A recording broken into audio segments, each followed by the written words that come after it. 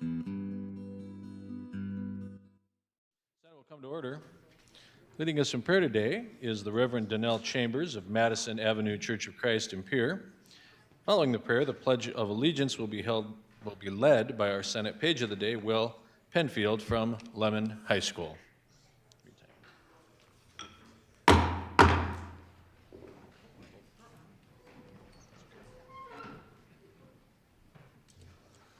Afternoon, everyone. Shall we go to our Heavenly Father in prayer? Dear Heavenly Father, we truly do thank you for this opportunity that you bless us to come together, to once again be alive on this time side of life, to come here together in this legislation, Lord. Lord God, as we come before your throne of grace, we thank you for your Son, Jesus Christ. We thank you for what he did on the cross for each and every one of us, so that we may be able to have this time together, to be here in this great country, Lord, and the freedoms that we are so richly blessed with. Lord God, we thank you for your Holy Spirit who goes before us and intercedes on our behalf, Lord. Lord God, I want to thank you for our Lieutenant Governor, our President, Van Huysen, Lord, and his family as he leads us into this legislation this day. Be with the clerks and the fine work that they do today, Lord. Be with the senators and their interns. Be with the pages and the great work that they do as well. Lord God, we all have our different thoughts and understandings of ways what we think that things should go. But Lord God, I pray that you will help us to come together, Lord, to come to a common ground, to understand that, Lord, we are not doing this just for ourselves, but we are doing this for a future generation, Lord. And so help us to seek your guidance, seek your will. Help us to do those things that are pleasing and acceptable unto your sight, whether it be thought, word, or deed. Lord God, we are, as your word teaches us, that you made all nations from one blood. Lord, help us to strive to be one, understanding, come to a common ground, and love one another as we love you. It is in the mighty name of your Son, Jesus, we humbly do pray. Amen.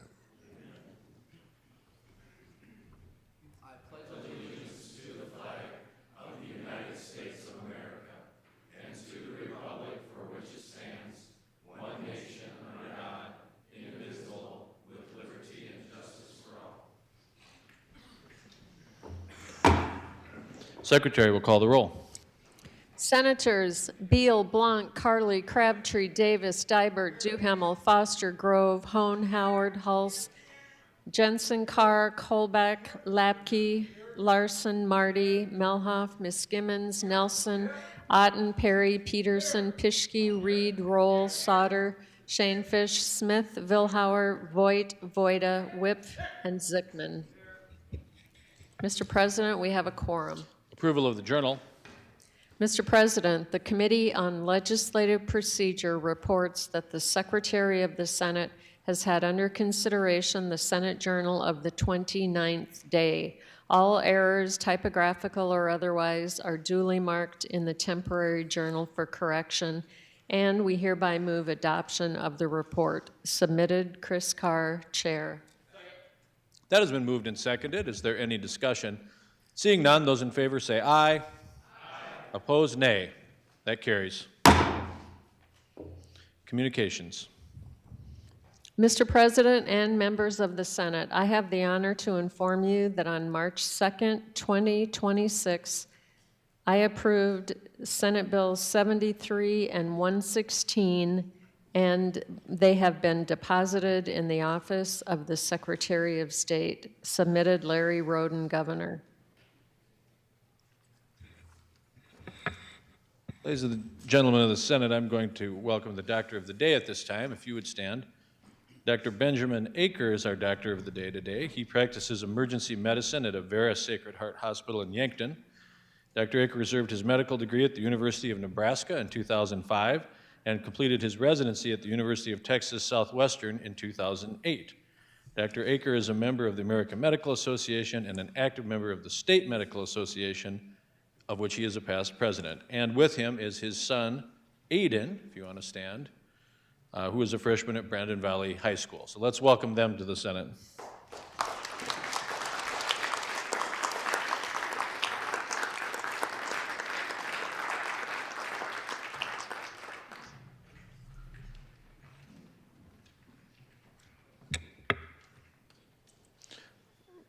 Reports of standing committees. Mr. President, the Senate Committee on Appropriations reports that it has had the following under consideration and returns the following recommendations. House Bill 1089 was deferred to the 41st legislative day. House Bills 1134 and 1135 do pass. Submitted, Ernie Otten, Chair. The Committee on Senate Health and Human Services reports it has had the following under consideration and returns the following recommendations. House Bill 1065 was deferred to the 41st legislative day. House Bills 1199 and 1250 do pass and, having been certified as uncontested, be placed on the consent calendar. And House Bill 1313 do pass. Respectfully submitted, Kevin Jensen, Chair. Also, Mr. President, the Committee on Senate State Affairs reports it has had the following under consideration and returns the following recommendations. House Bill 1209 be amended and do pass. House Bills 1257 and 1286 do pass. House Bill 1275 was deferred to the 41st legislative day. Submitted, Jim Melhoff, Chair. And the Committee on Legislative Procedure reports that the Office of Engrossing and Enrolling has carefully compared Senate Bills 32, 81, 82, 88, 100, 101, 113, 138, and 197, and finds all correctly enrolled. Also, the Committee on Legislative Procedure reports that Senate Bills 25, 30, and 31 were delivered to His Excellency the Governor for his approval at 9:34 a.m. March 2nd, 2026. Submitted, Chris Carr, Chair.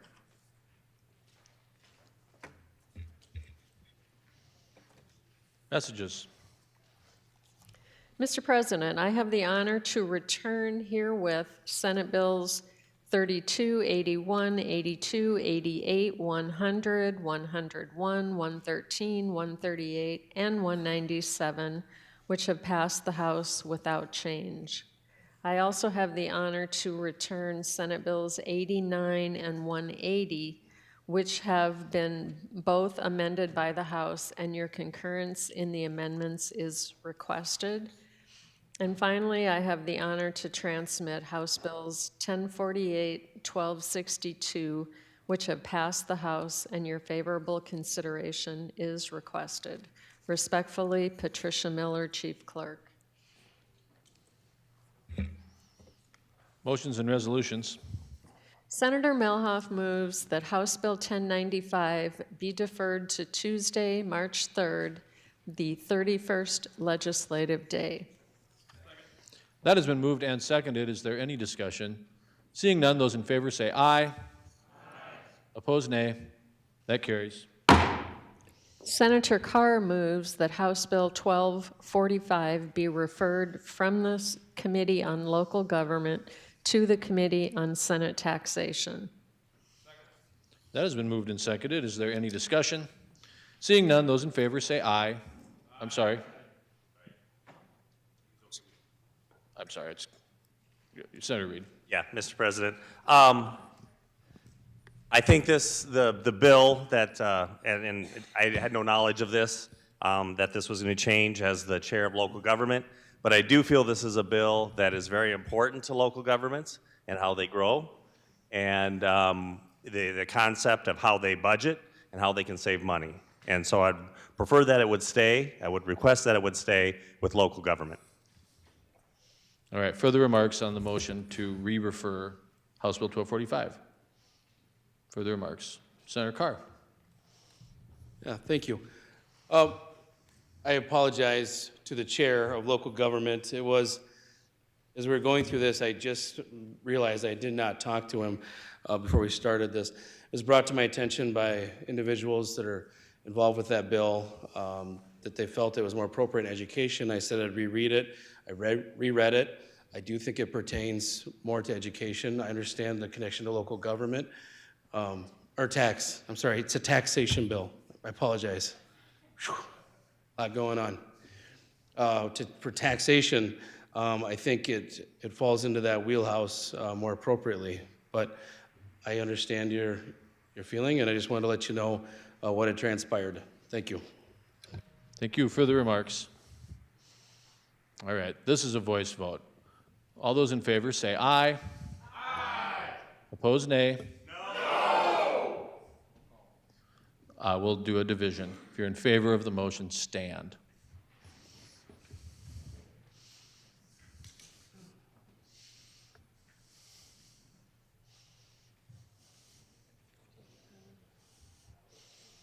All right, sit down. If you're opposed, stand.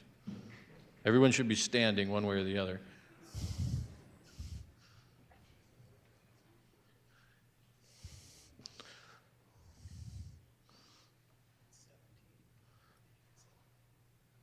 Motion fails.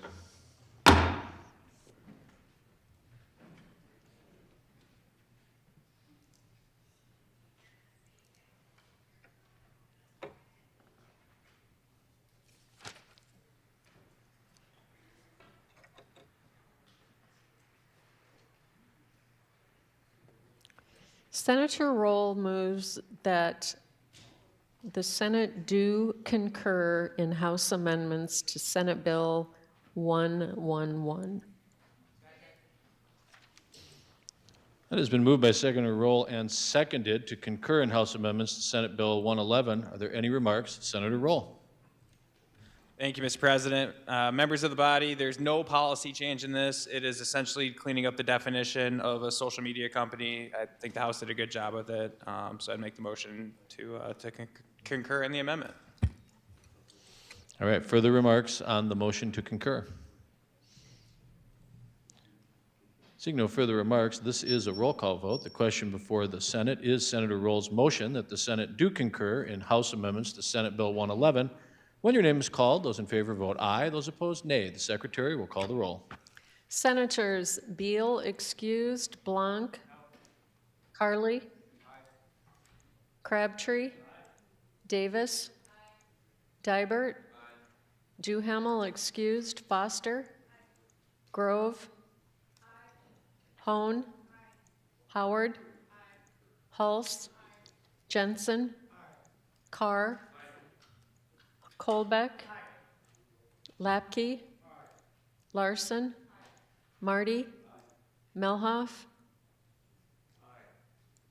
Ms. Gimmons, Nelson, Otten, Perry, Peterson, Pischke, Reed, Roll, Souter, Shanefish, Smith, Billhauer, Voigt, Voida, Whip, Zickman. Mr. President, pardon? Blanc votes aye. Mr. President, we have 33 yeas with 2 excused. So that motion having received an affirmative vote of a majority of the members elect, the President declares the motion carried and the amendments concurred in.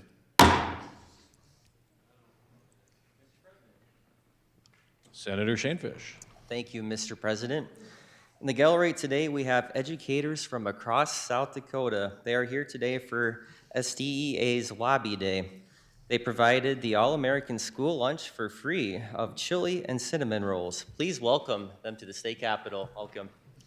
Welcome.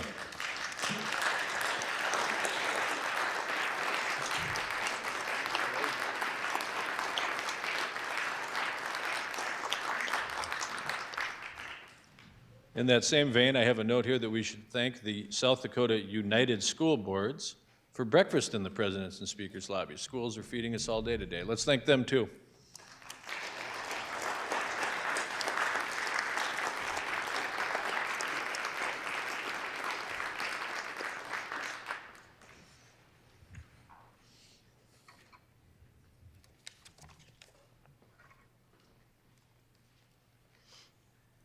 Thursday, Senator Hone announced her intention to reconsider the vote by which Senate Bill 220 lost.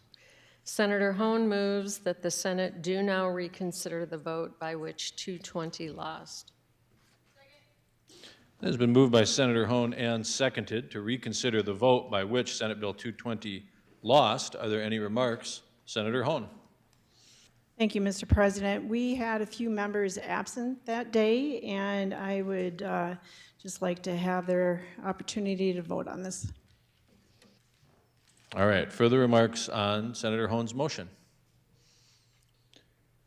Seeing no further remarks, the question before the Senate is Senator Hone's motion to reconsider the vote by which Senate Bill 220 lost. This is a roll call vote. When your name is called, those in favor vote aye, those opposed nay. The Secretary will call the roll. Senators Beal excused, Blanc, Carly, Crabtree, Davis, Dibert, Duhamel excused, Foster, Grove, Hone, Howard. Was that a nay? Hulse, Jensen, Carr, Kolbeck, Lapke, Larson, Marty, Melhoff, Ms. Gimmons, Nelson, Otten, Perry, Peterson, Pischke, Reed, Roll, Souter, Shanefish, Smith, Vilhauer, Voigt, Voida, Whip, Zickman, Grove. Mr. President, we have 25 yeas, 8 nays, 2 excused. So that motion having received an affirmative vote of a majority of the members elect, the President declares the motion carried, and Senate Bill 220 will be up for reconsideration and final passage.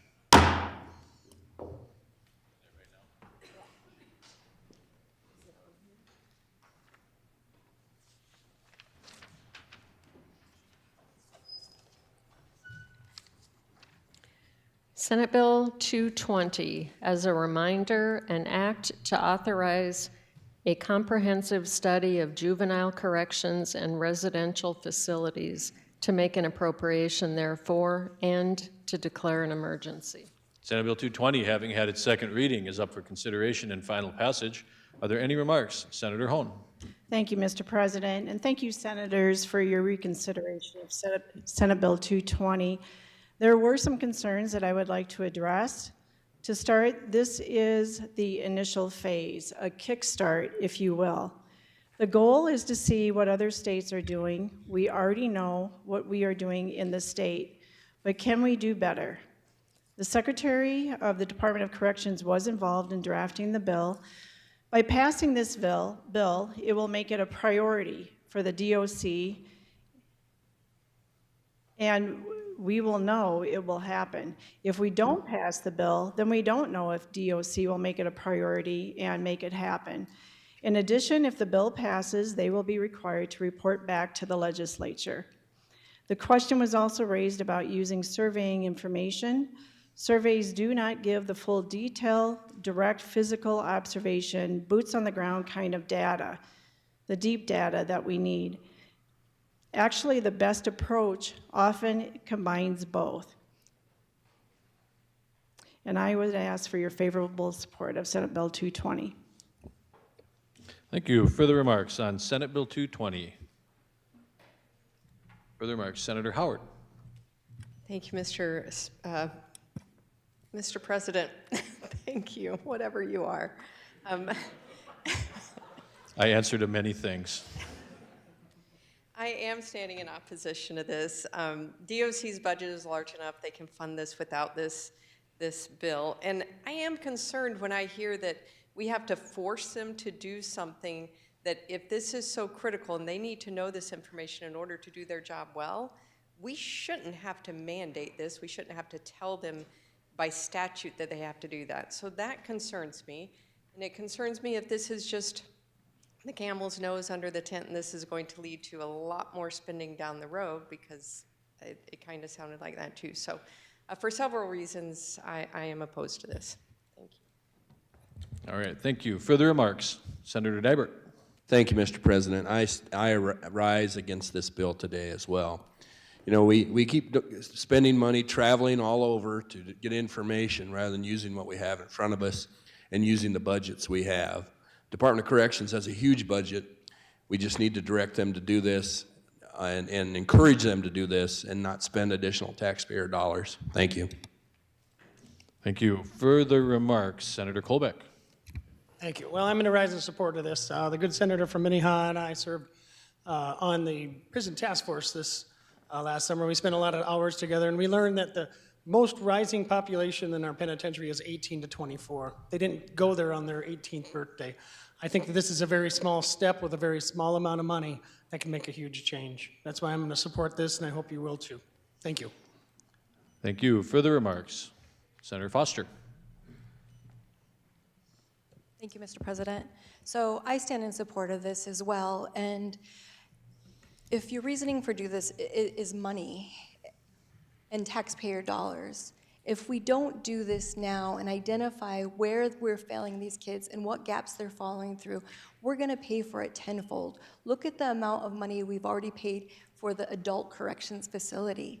And I will say, if you look at that population, 51% are Native people. 51%, although we make up about 8% of that population. 78% have dropped out of school. 70% dropout rate among American Indians. I understand that many of us may not have people that make up that, American Indians in your district, but it affects us all through the state. And if we don't do something while they're young, right now, and address comprehensively and looking at our education system, our correction system, what things in the community can be done at a very low cost, immediate level, we are going to pay for it. We are going to be building another prison within 10 years unless this is addressed now. So I stand in support, and I encourage you to do the same. Thank you. Further remarks on Senate Bill 220? Senator Perry. Thank you, Mr. President. The question is, can we do better? We can improve outcomes. We can make a difference on a lot of different things like data, trade, best practices. But I think the biggest thing that we got to think about here is prevention is the key. If we can do a better job and we can prevent some of the problems that some of these youth have and support them, I would say that supporting SB 220 is a great idea. Thank you. Thank you. Further remarks, Senator Vilhauer. Thank you, Mr. President. I also rise in support of this. I was part of the study that, or the committee that met this summer, started looking at this. I understand the concerns about DOC's got a big budget. Can we find dollars someplace else? By the same token, for $50,000, if we get one little nugget out of this that is of use going forward, I can't turn this down. Thank you. Thank you. Further remarks on Senate Bill 220, Senator Blanc. Thank you, Mr. President. I just took a quick Google asking this question: what does it cost to house a juvenile offender annually in South Dakota? And the AI overview is housing a juvenile offender in South Dakota generally costs between $41,000 and $144,000 a year. So for the cost of housing one individual to be able to get more expertise and more money, I think it's a very small investment. I'm going to be voting yes on SB 220. Thank you. Further remarks, Senator Miskimins. Thank you, Mr. President.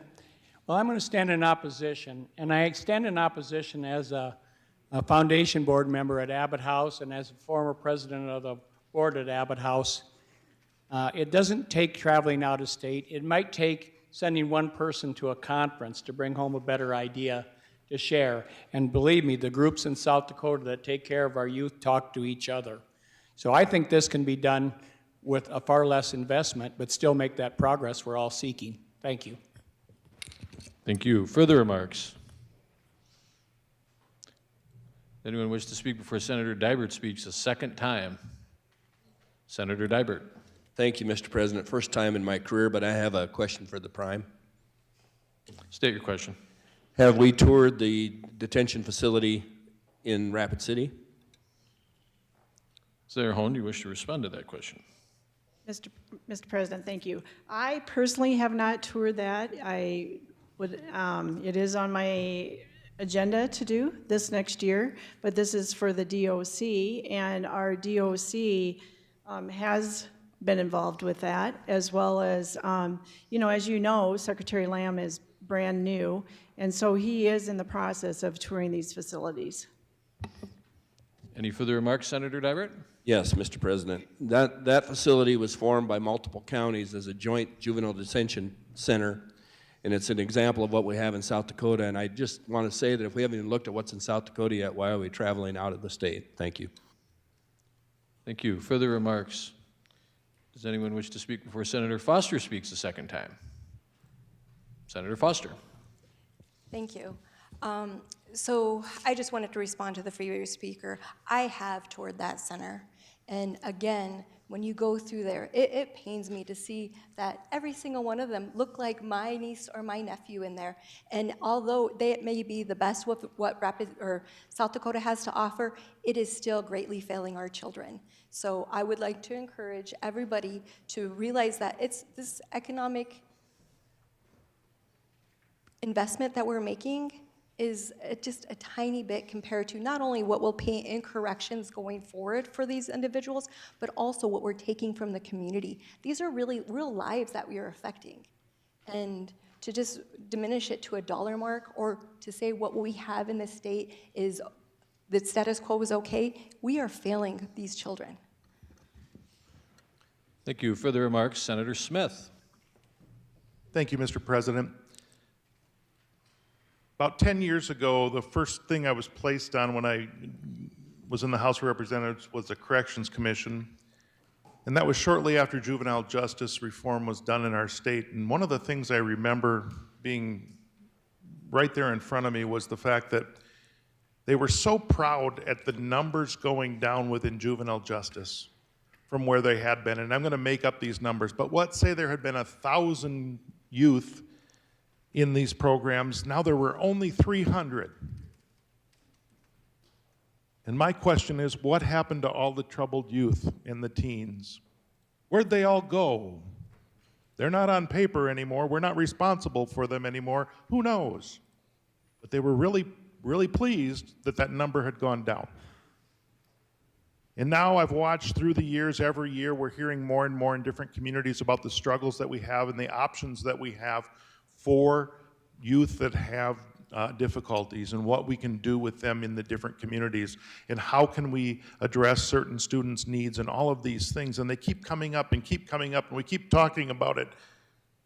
And here we have a senator or two or three that really took it upon themselves to really start digging on this because of the prison task force that we were on together, looking at the root causes. Because if we can solve these problems when people are young, we won't put people in prison later on in their life. And that is terribly expensive. And if we can invest this, it's interesting that we're haggling over this much money, because I watch people vote all the time in here, and I do it too, on huge numbers. And this is a little number that could do a lot. And if it does just one, we've paid for it. But I bet it'll do more than that, because I know when we put good minds together and we provide those opportunities to brainstorm and use other ideas, it'll grow into something even better and become a place that change happened in our state to help address the needs. And we have to remember what we're trying to address here, folks. We're trying to address the needs of students and children that need help. And we're trying to keep people eventually out of prison. So remember the end game. make the investment. Vote yes. Thank you. Further remarks? Senator Voigt. Thank you, Mr. President. One of the good senators noted a decade ago they were engaged in this process, working with our youth. The state took a different direction at that point in terms of addressing at risk. The solution was to send them out of state. We're going to take care of it by sending them out of state. Other entities that have no long-term commitment other than taking care of the time that they've got to serve. We expect those at-risk youth to be displaced in terms of consequences of their behavior out of state and to come back into the state and have been somehow revived in terms of the quality of life. They simply relapse, recidivism.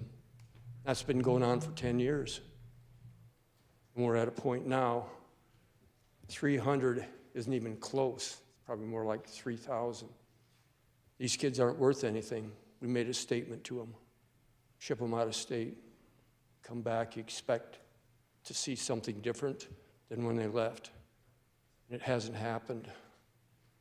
This money that we're supposedly going to look at, I don't believe should not only address possibilities in terms of other entities that don't have any responsibility for those in this state other than taking care of them temporarily and shipping them back. That's not the solution. We need to take responsibility here as residents in terms of what we need to do that we haven't done so these kids can become responsible, functional citizens.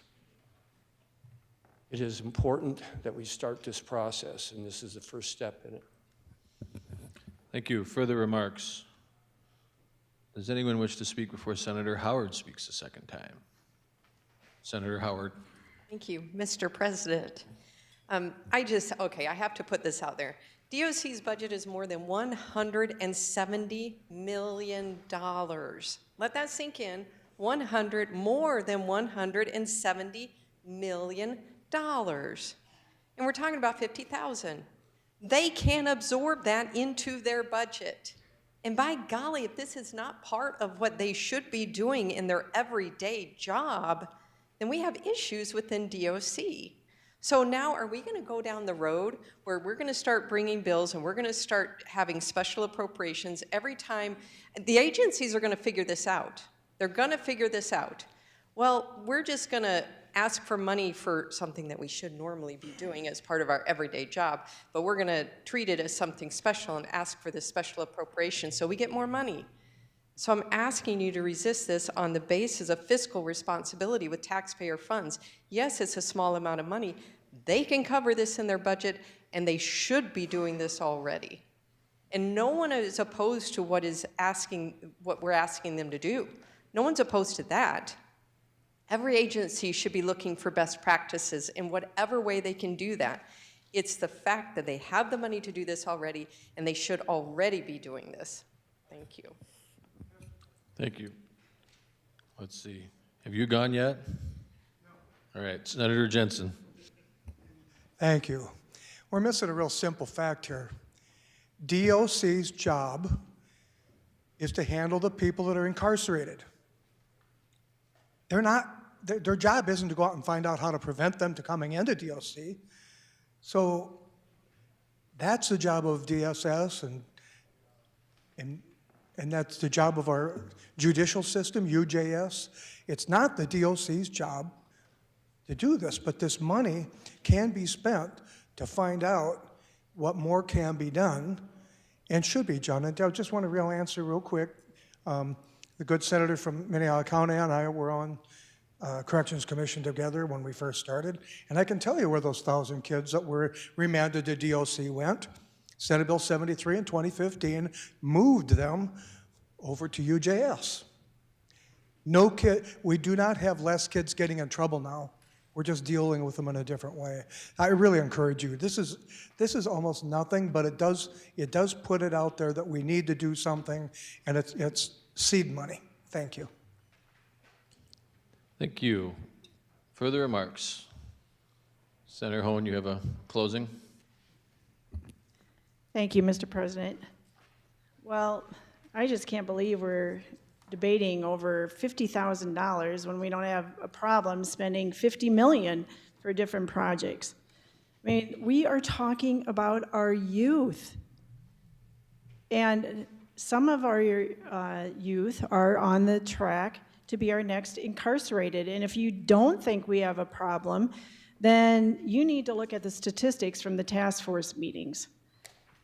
We can do better, and this is just one opportunity for the legislature to be involved with the DOC. Let's make it a priority for the DOC. They're going to report back to the legislature. You know, if we vote it down, then we're showing that it's not a priority for the legislature. Please vote yes. We need to figure out what's going on and support our youth. Thank you. Thank you. Seeing no further remarks, the question before the Senate is final passage of Senate Bill 220. Because of the appropriation and the emergency clause, this bill requires a 2/3 majority vote. When your name is called, those in favor vote aye, those opposed nay. The Secretary will call the roll. Senators Beal excused, Blanc, Carly, Crabtree, Davis, Dibert, Duhamel excused, Foster, Grove, Hone, Howard, Hulse, Jensen, Carr, Kolbeck, Lapke, Larson, Marty, Melhoff, Miss Gimmons, Nelson, Otten, Perry, Peterson, Pischke, Reed, Roll, Sauter, Shanefish, Smith, Vilhauer, Voigt, Voida, Whip, Sickman. Mr. President, we have 29 yeas, 9 nays, 2 excused. Read that again. 24 yeas, 9 nays, 2 excused. So, Senate Bill 220, having received an affirmative vote of a 2/3 majority of the members elect, the President declares the bill passed. Are there any questions on the title? Seeing none, it's deemed correct. Senator Voida, granted. Thank you, Mr. President. Well, today I would ask the body to help me welcome the senior government class from Cologne to the gallery, along with their teacher, Wade Droshik. If you guys would stand so we can welcome you. Welcome.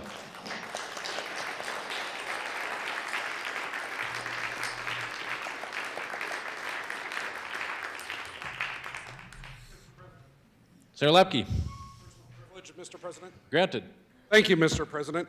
Well, everybody, I'd like to introduce you to the high school government class from Gettysburg, South Dakota, under the tutelage of Mr. Scott. And if my information is correct, he'll be retiring after this year. Let's welcome them to Pier and welcome him for his years of service. The Battlers, welcome.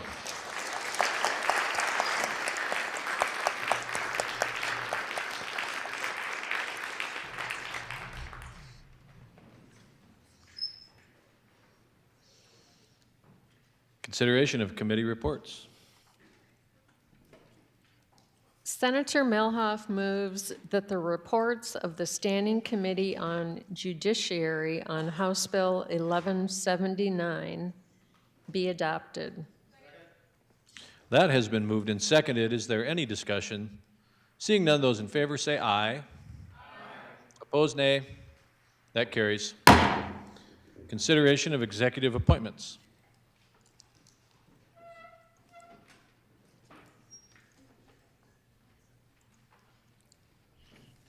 Consideration of the executive appointment of Lynn Evans, Pennington County, Rapid City, South Dakota, to the South Dakota Science and Technology Authority. Question before the Senate is the executive appointment of Lynn Evans to the South Dakota Science and Technology Authority. Are there any remarks? Senator Kolbeck. Thank you, Mr. President. It's my pleasure to speak in support of Lynn Evans' confirmation as a member of the South Dakota Science and Technology Authority Board. The Science and Technology Authority operates the Sanford Underground Research Facility, one of the world's premier underground labs for advanced science. I first met Mr. Evans about 20 years ago, and I've known him ever since.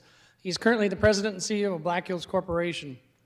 Lynn has decades of operations and leadership experience in the utility and mining industries, including leadership roles in various divisions of Black Hills Corporation, as well as the former Homestake Mine. Lynn is also a practicing attorney, as well as a professional engineer. Lynn and his wife, Gloria, are active and long-term residents of western South Dakota, where they raise their 3 daughters and enjoy their 2 grandsons. They've been there for over 36 years. I hope you will agree Lynn's background and experience will be invaluable to the authority as he operates and develops the Sanford Lab in Pierre. Please support Lynn Evans. Thank you. Further remarks on this appointment? Seeing no further remarks, the question before the Senate is the appointment of Lynn Evans of Pennington County, Rapid City, South Dakota, to the South Dakota Science and Technology Authority.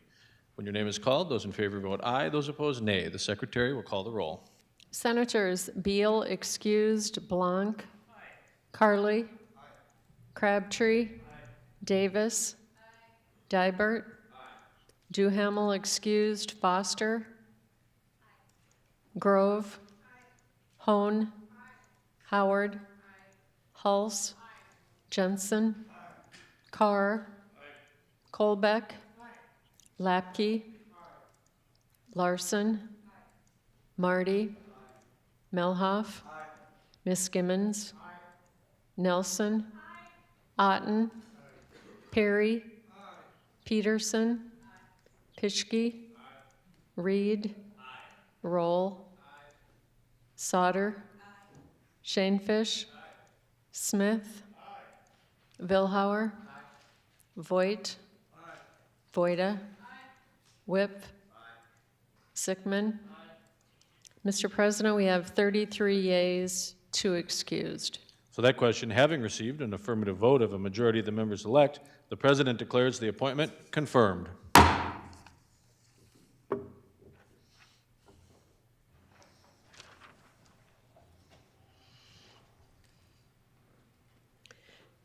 Next is the consideration of the executive appointment of William Even of Lincoln County, T, South Dakota, to the position of Commissioner of the South Dakota Governor's Office of Economic Development.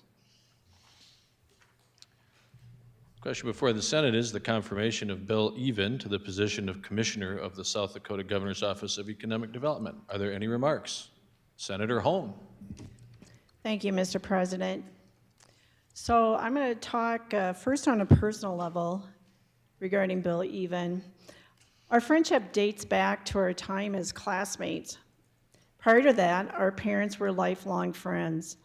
Bill's parents and family are highly respected in our community. Bill and I grew up as neighbors, just 6 miles apart on our family farms.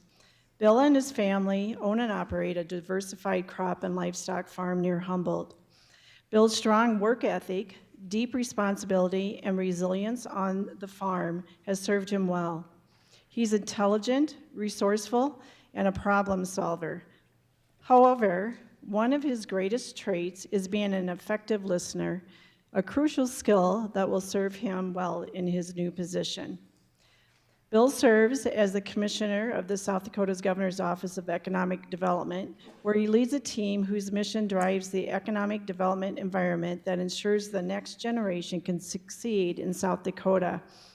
Prior to his cabinet role with the South Dakota Economic Development, Bill served 9 years as CEO for the National Pork Board, where he had the responsibility for leading pork checkoff-funded research, promotion, and education projects, both nationally and globally, on behalf of America's 60,000 pork producers.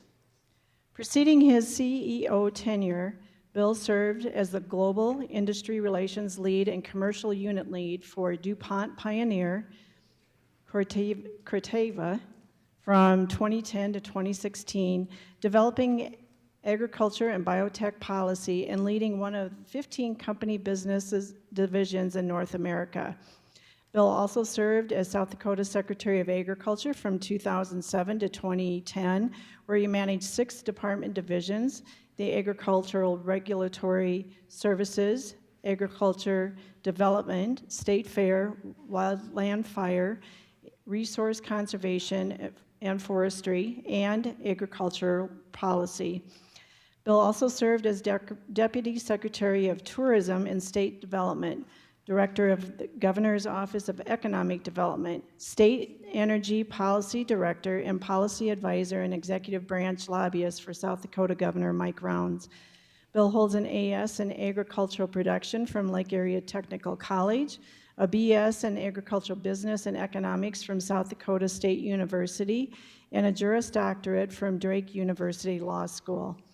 While in law school, Bill served as executive editor for the Drake Journal of Agricultural Law, clerked for the law firm of Hefner and Bergkamp, PC, and interned with the Soil and Water Conservation Society and the U.S. Senate Agriculture, Nutrition, and Forestry Committee in Washington, D.C. Bill and his family own and operate a 5th-generation diversified crop and livestock farm near Humboldt. The farm was homesteaded in 1884 by his great-grandfather, and Bill began farming in 1983. Bill and his wife, Janelle, have 3 children and live in Tea. Together, they are a solid foundation in our community, and it is with the greatest respect that I support Bill Even for the position of the Commissioner of the South Dakota Governor's Office of Economic Development. I know that he will serve South Dakota with the utmost integrity. Thank you. Further remarks on the appointment?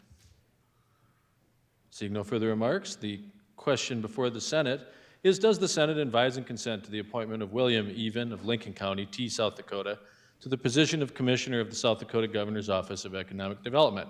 When your name is called, those in favor vote aye, those opposed nay. The Secretary will call the roll.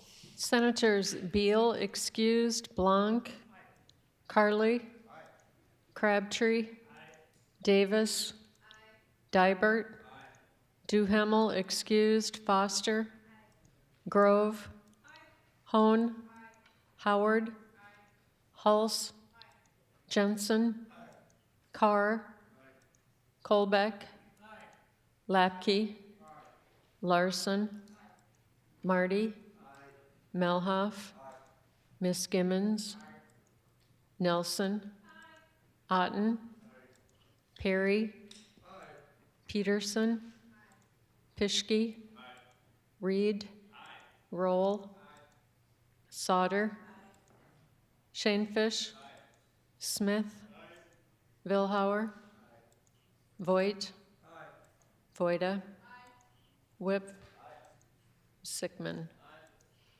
Mr. President, we have 33 yeas, 2 excused.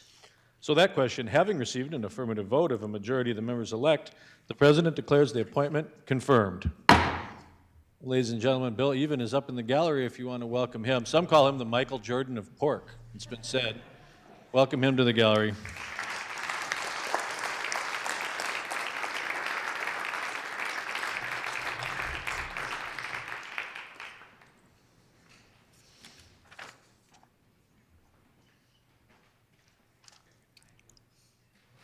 The consideration of the executive appointment of Roy Lindsay Jr. of Lake County, Madison, South Dakota, to the South Dakota Lottery Commission. Question before the Senate is the appointment of Roy Lindsay Jr. to the South Dakota Lottery Commission. Are there any remarks? Senator Crabtree. Thank you, Mr. President. Members of the Senate, Roy Lindsay has been a longtime mayor in Madison. He has been involved in numerous business adventures, and he is actively involved in the community in a number of different ways. He's going to be a fantastic representative on the South Dakota Lottery Commission. We're lucky to have him in that role. And I will also tell you this, the guy's got a big family, and he loves them, and he never misses a game. So that's a good one to have on our team. So if you would, please support Mayor Lindsay. Thank you. Further remarks on that appointment? Seeing no further remarks, the question before the Senate is, does the Senate advise and consent to the executive appointment of Roy Lindsay Jr. of Lake County, Madison, South Dakota, to the South Dakota Lottery Commission? When your name is called, those in favor vote aye, those opposed nay. The Secretary will call the roll. Senators Beal excused, Blanc, Carly, Crabtree, Davis, Dibert, Duhamel excused, Foster, Grove, Hone, Howard, Hulse, Jensen, Carr, Colbeck, Lapke, Larson, Marty, Melhoff, Miss Gimmons, Nelson, Otten, Erie, Peterson, Pischke, Reed, Roll, Sauter, Shanefish, Smith, Vilhauer, Voigt, Voida, Whiff, Sickman. Mr. President, we have 33 yeas, 2 excused. So that question, having received an affirmative vote of a majority of the members elect, the President declares the appointment confirmed. First reading of House bills.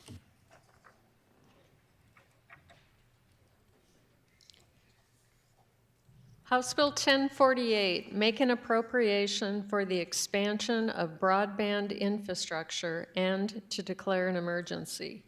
House Bill 1262, make an appropriation for a non-residential school-based therapeutic service facility in Brown County and to declare an emergency.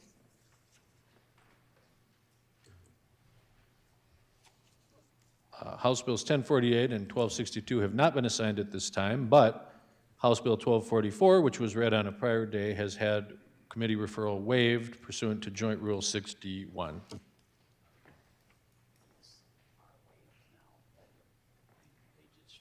Late-breaking report.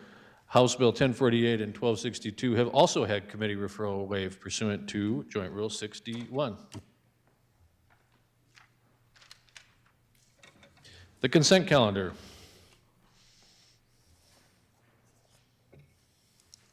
Senator Melhoff requested that House Bill 1254 be removed from the consent calendar.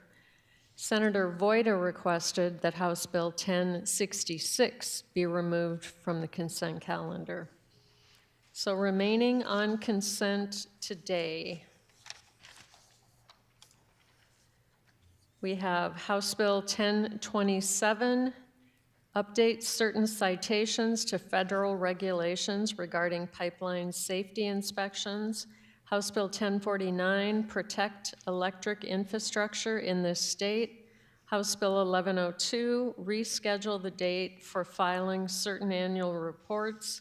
House Bill 1126, revise a provision related to driving under the influence.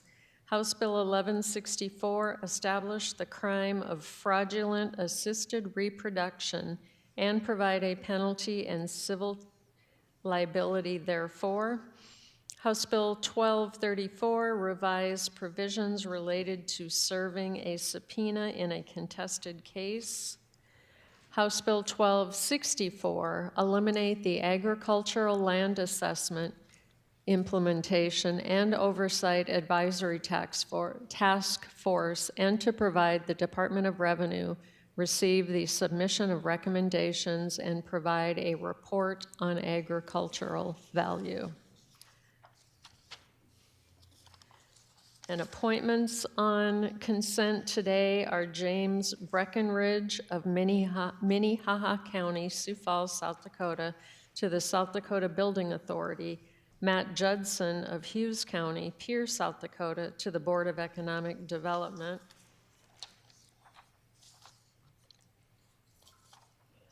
Joy Nelson of Coddington County, Watertown, South Dakota, to the Board of Economic Development. James Schmidt of Lincoln County, Sioux Falls, South Dakota, to the Board of Economic Development. Stephen Zelmer of Pennington County, Rapid City, South Dakota, to the South Dakota Building Authority. Items on the consent calendar were reported out of committee with no dissenting votes and are not subject to debate. Only questions for clarification purposes are appropriate. There will be one vote taken for all bills and appointments on the consent calendar. Are there any questions at this time? Seeing none, the question before the Senate is, shall the items on the consent calendar pass and the appointments be confirmed? As your name is called, those in favor say aye, those opposed nay. The Secretary will call the roll.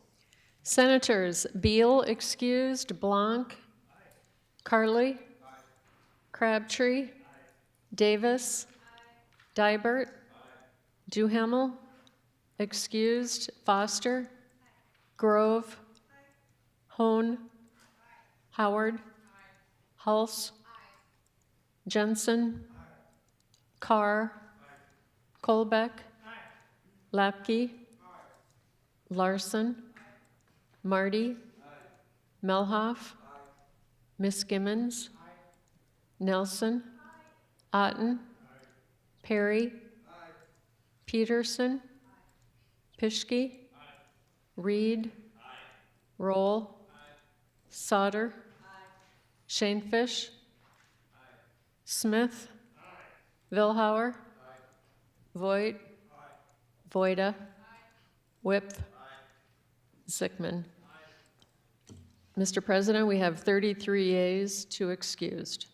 So the consent calendar items having received a majority vote of the members elect, the bills on the consent calendar are declared passed and the appointments confirmed. Are there any questions on the titles? Seeing none, they are deemed correct. Second reading of Senate bills, the debate calendar. Senate Bill 37, an act to make appropriations for water and environmental purposes and to declare an emergency. Senate Bill 37, having had its second reading, is up for consideration and final passage. Are there any remarks? Senator Lapke. Thank you, Mr. President. Well, fellow senators, I get the privilege of bringing you Senate Bill 37 today. That is the annual omnibus water bill. What this bill does is it annually appropriates water or monies to water projects across the state of South Dakota.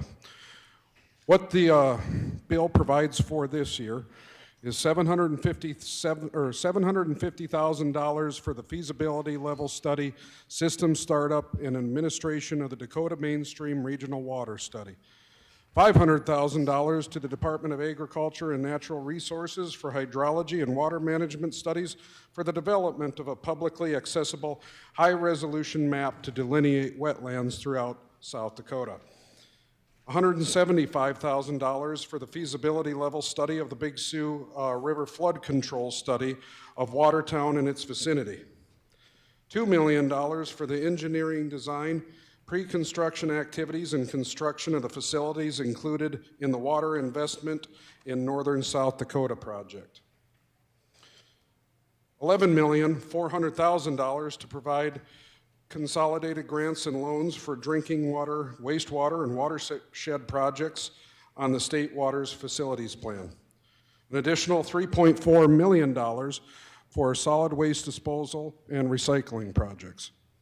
And then finally, $650,000 of expenditure authority for the Clean Water State Revolving Fund Loan Program and $650,000 of expenditure authority for the Drinking Water State Revolving Fund Program. Annually, these funds are put into the Water and Environment Fund where they're collected, and there are no general funds included in here. It's all federal and other funds. So this is what we need to keep our state drinking water. I encourage your support. Thank you. Further remarks on Senate Bill 37? Further remarks, Senator Voida.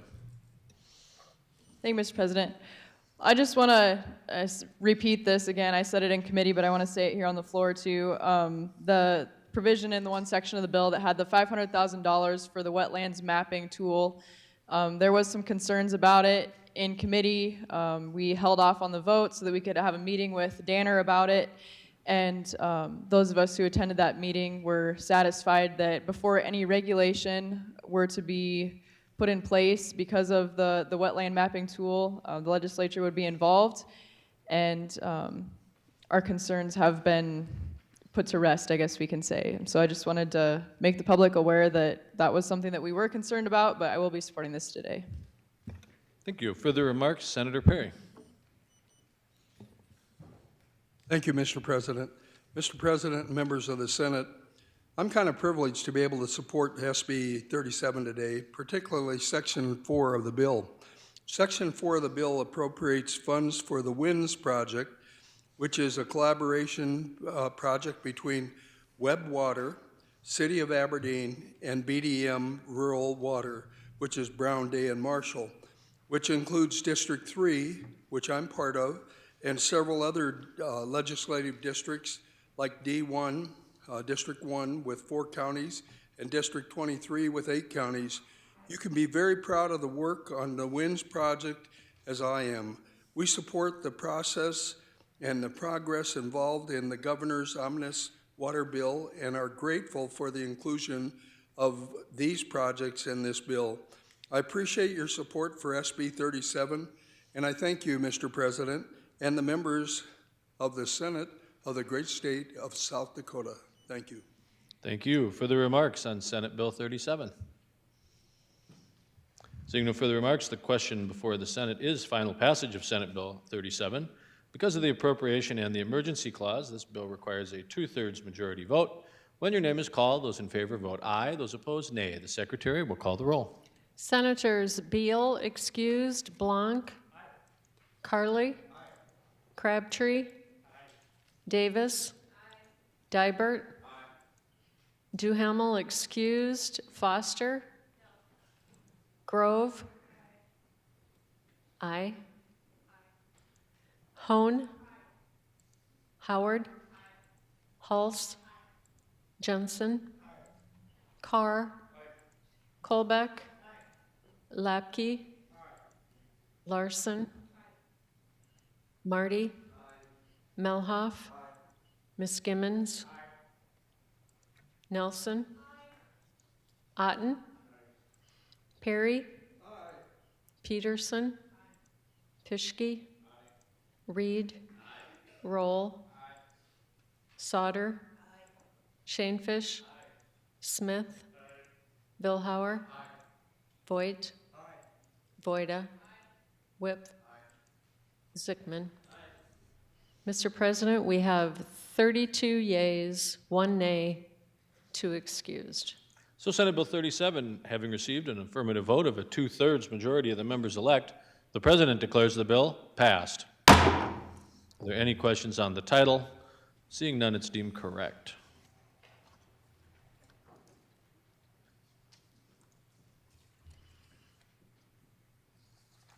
Senate Bill 69, an act to make an appropriation for the purchase of a new Division of Highway Patrol airplane and mission equipment and to declare an emergency. Senate Bill 69, having had its second reading, is up for consideration and final passage. Are there any remarks? Senator Voida. Thank you, Mr. President. Well, today we are going to discuss the Highway Patrol aircraft replacement. So Senate Bill 69 appropriates $5 million in one-time funding for a new used model Highway Patrol aircraft and mission equipment such as camera, radios, and mapping. This is needed because DPS has the only dedicated statewide law enforcement aircraft in the state. The current aircraft is a 2004 Cessna T206 that was grounded for over 95 days this last year due to maintenance and parts issues. That's over a quarter of the year. The camera system that is currently being used is also no longer supported. Any failures result in permanent loss of aerial surveillance and evidence, and the current aircraft requires low altitude flight, increasing risk and airspace congestion.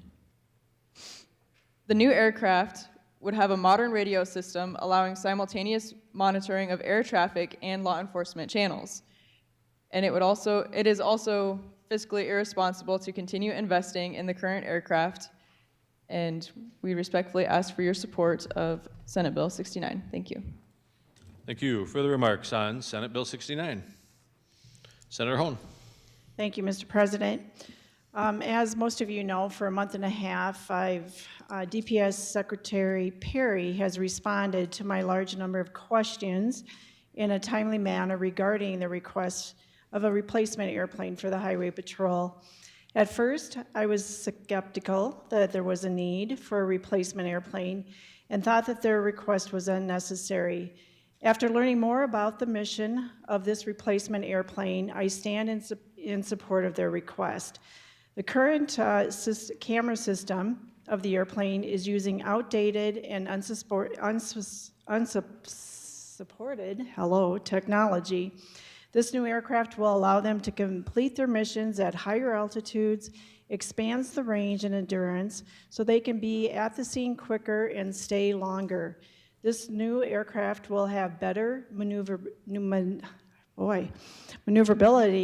for safety. Missions include search and rescue, disaster response, traffic management, pursuit mitigation, and high-risk operations such as SWAT and counter-drug. Please support Senate Bill 69. Thank you. Further remarks on Senate Bill 69? Seeing no further remarks, the question before the Senate is final passage of Senate Bill 69.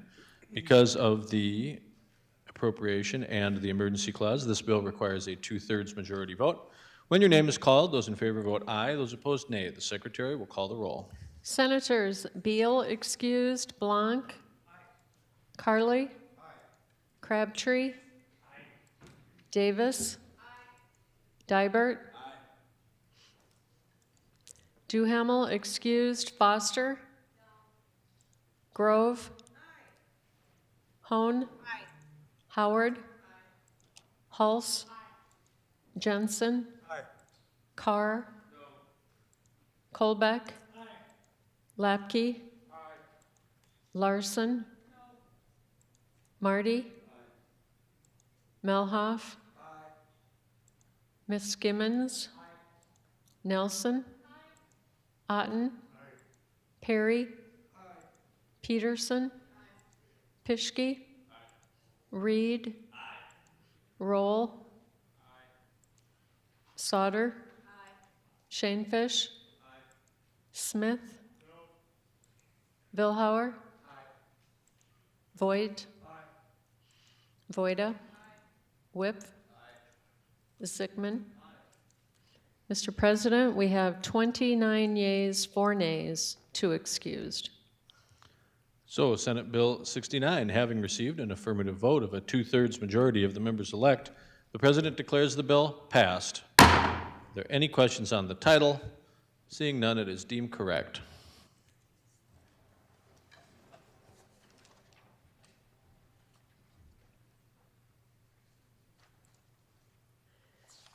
Senate Bill 79, an act to make an appropriation to the South Dakota Board of Technical Education to construct an advanced manufacturing laboratory space and classrooms on the campus of Southeast Technical College and to declare an emergency.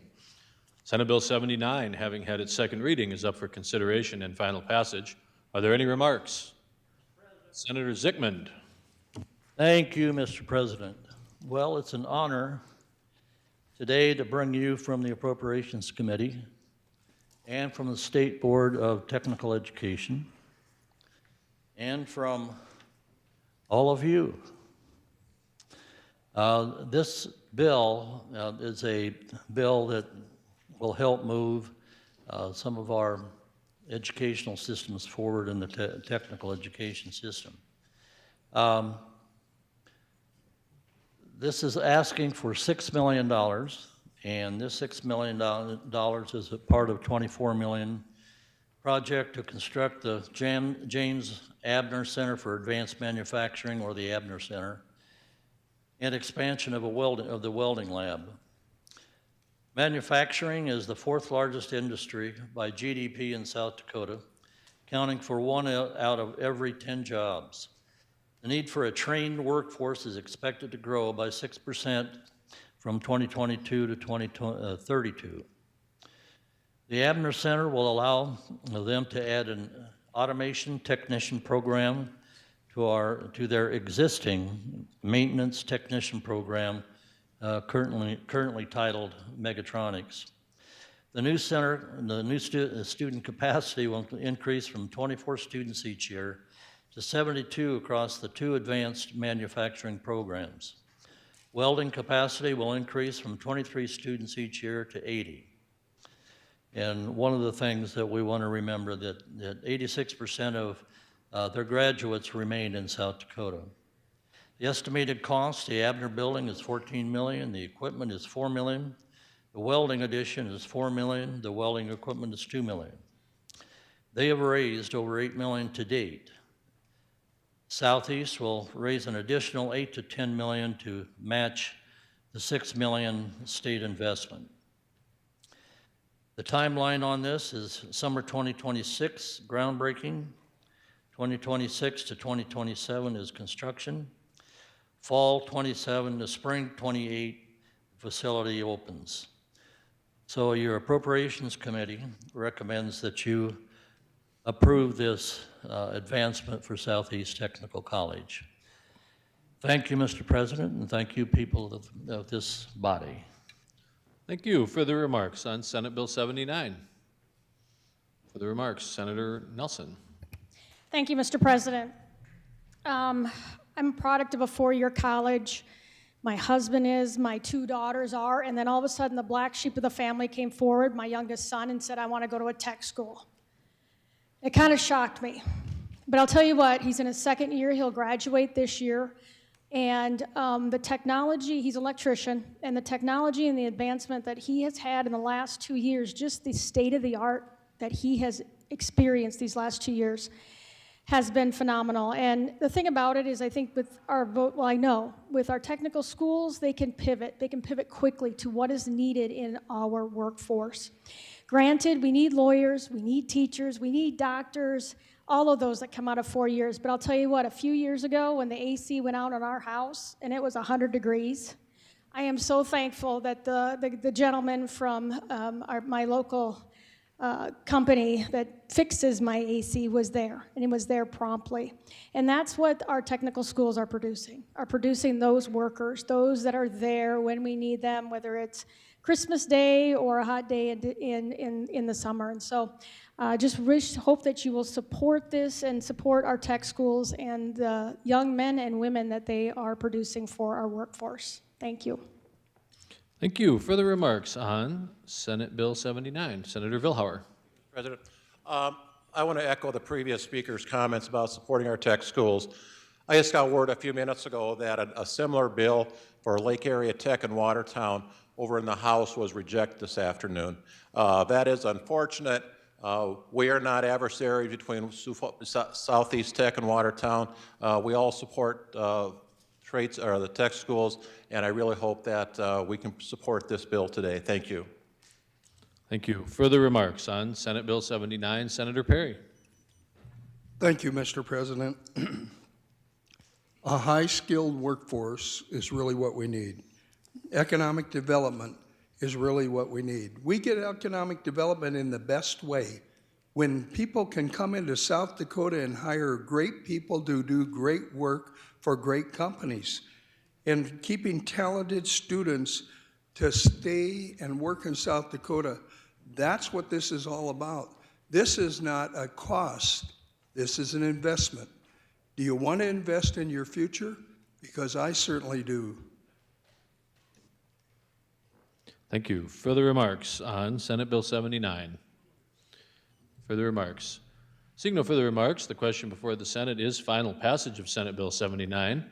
Because of the emergency clause and the appropriation, this bill requires a 2/3 majority vote. When your name is called, those in favor vote aye, those opposed nay. The Secretary will call the roll. Senators Beal, excused. Blanc? No. Carly? No. Crabtree? Aye. Davis? Aye. Dibert? Aye. Duhamel, excused. Foster? Aye. Grove? Aye. Hone? Aye.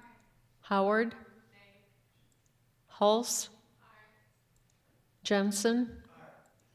Carr. Colbeck. Lapke. Larson. Marty. Melhoff. Miss Gimmons. Nelson.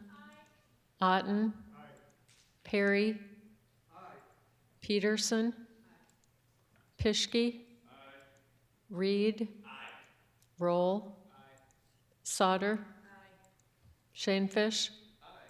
Smith. Vilhauer. Voigt.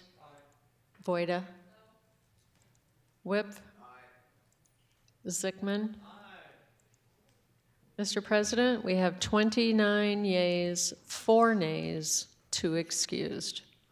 So Senate Bill 79, having received an affirmative vote of a 2/3 majority of the members elect, the President declares the bill passed. Are there any questions on the title? Seeing none, it is deemed correct.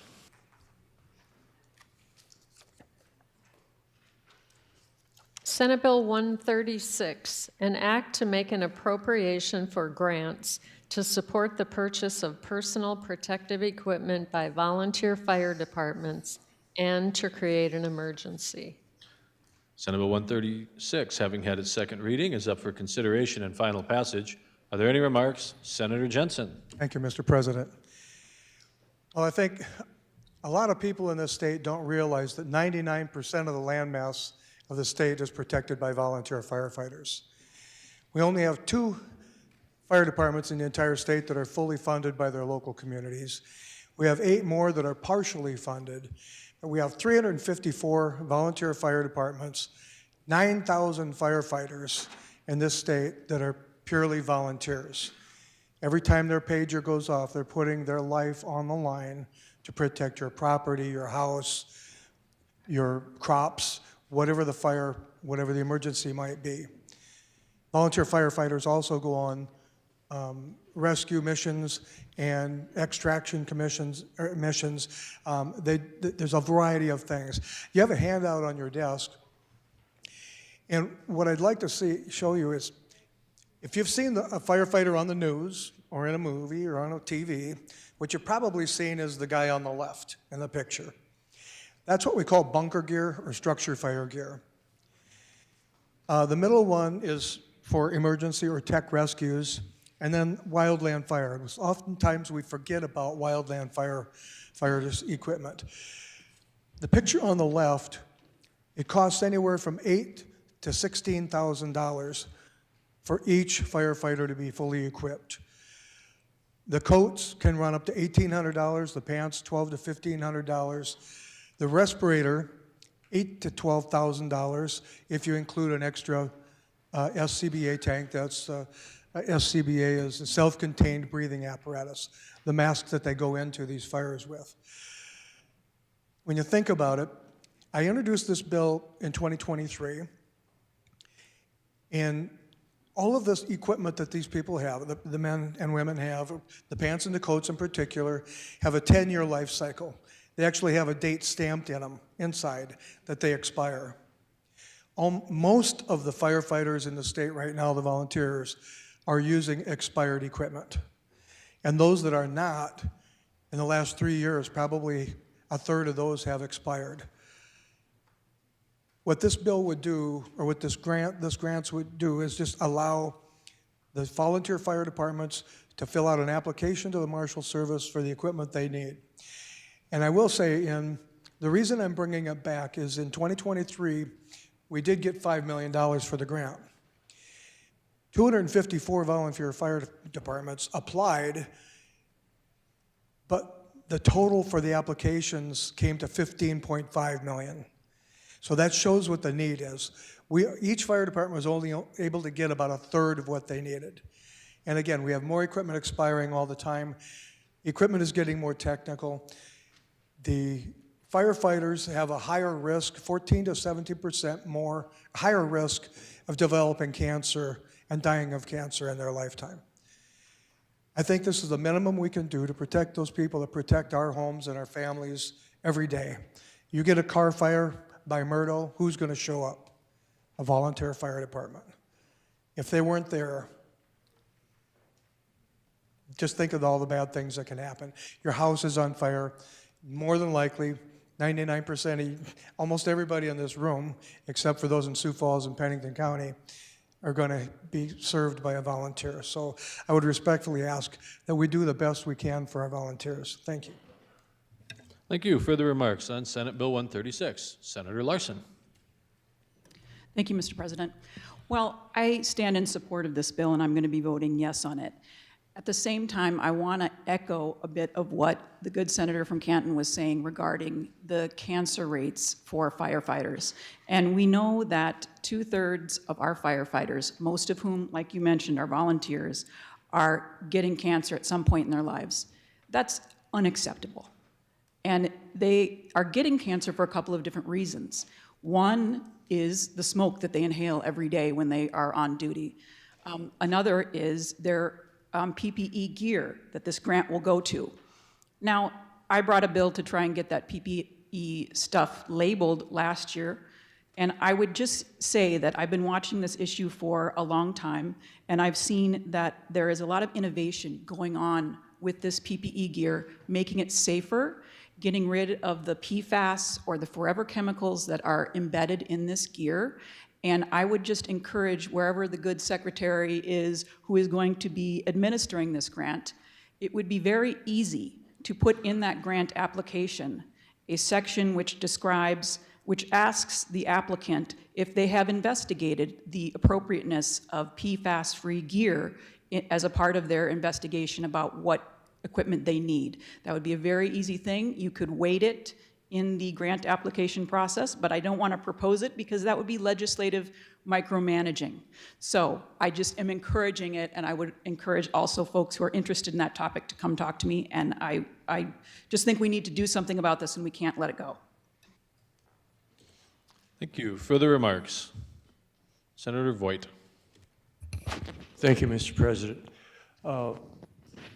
What we're talking about here is quality in terms of protection. As a retired assistant chief, volunteer fire department, that equipment and that gear is extremely important in terms of the safety of those guys and ladies that are responding. Example is the landscape changes. First responders, most of the time, is vehicle accidents. Something's come upon the horizon in terms of protection of those people that are responding. We have what are called EV vehicles, electric vehicles, huge batteries, susceptible to extremely dangerous fire and explosions.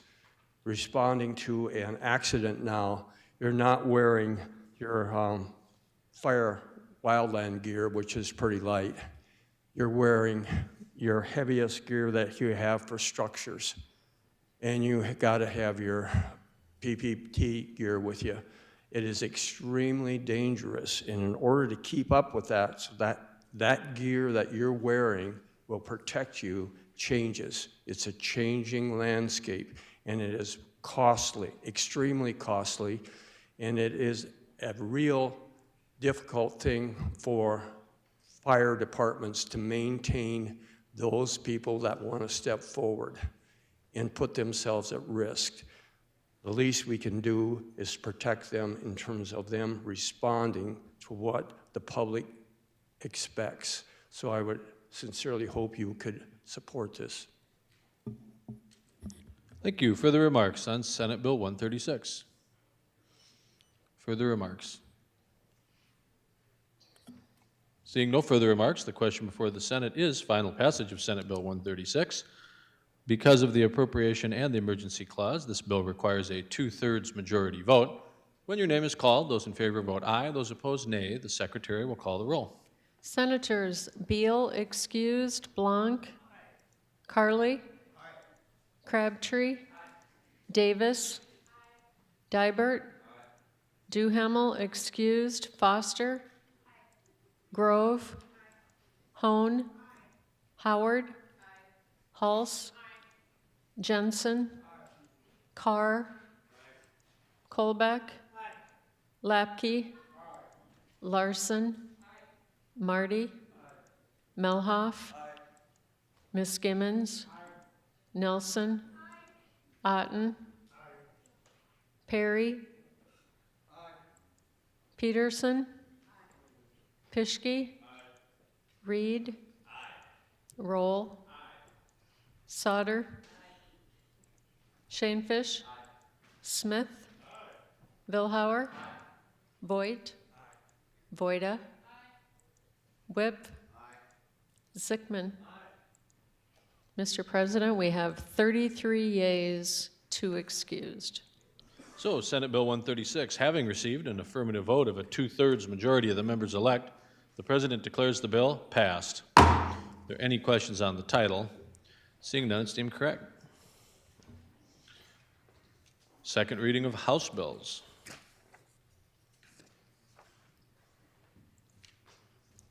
House Bill 1092, an act to update provisions pertaining to open records. House Bill 1092, having had its second reading, is up for consideration and final passage. Are there any remarks? Senator Reed. Thank you, Mr. President. House Bill 1092 makes a correction from what we've done several years ago, is to make sure that government bodies could go into executive session and also keep their records confidential when it had to do with security issues. So, for example, in your police department, you don't necessarily want to show exactly where the armory's at or what the locking mechanism is, things like that. And so we got that changed, but what we missed in this section that's about the records that are kept is on page 2, line 16. At one time we said including when we talked about these things, and it needed to be specific to. We've already changed it to go in executive session. Now we got to make sure it's changed for the records. And this just really clarifies what things can be done. When we initially did this, a local government, a city went into executive session to talk about an HVAC system, and that wasn't correct. And so that's the reason why we had to change the specific, and now we're going to do it on the record keeping also. So I ask for your support on House Bill 1092. This came through local government and with no opposing votes and no opposition, and was on the consent calendar. So I'd ask for your support. Thank you. Further remarks on House Bill 1092? Further remarks? Seeing no further remarks, the question before the Senate is final passage of House Bill 1092. When your name is called, those in favor vote aye, those opposed nay. The Secretary will call the roll. Senators Beal excused, Blanc. Carly. Crabtree. Davis. Dibert. Duhamel excused, Foster. Grove. Hone. Howard. Hulse. Jensen. Carr. Colbeck. Lapke. Larson. Marty. Melhoff. Miss Gimmons. Nelson. Otten. Perry. Peterson. Pischke. Reed. Roll. Sauter. Shanefish. Smith. Vilhauer. Voigt. Voida. Whip. Zickman. Grove. Mr. President, we have 33 yeas with 2 excused. So House Bill 1092, having received an affirmative vote of a majority of the members elect, the President declares the bill passed. Are there any questions on the title?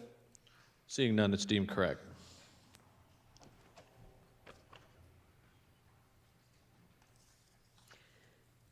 House Bill 1099, an act to reschedule the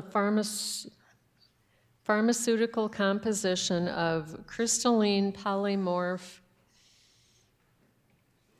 psilocybin in a drug product approved by the Food and Drug Administration as a Schedule IV substance, controlled substance.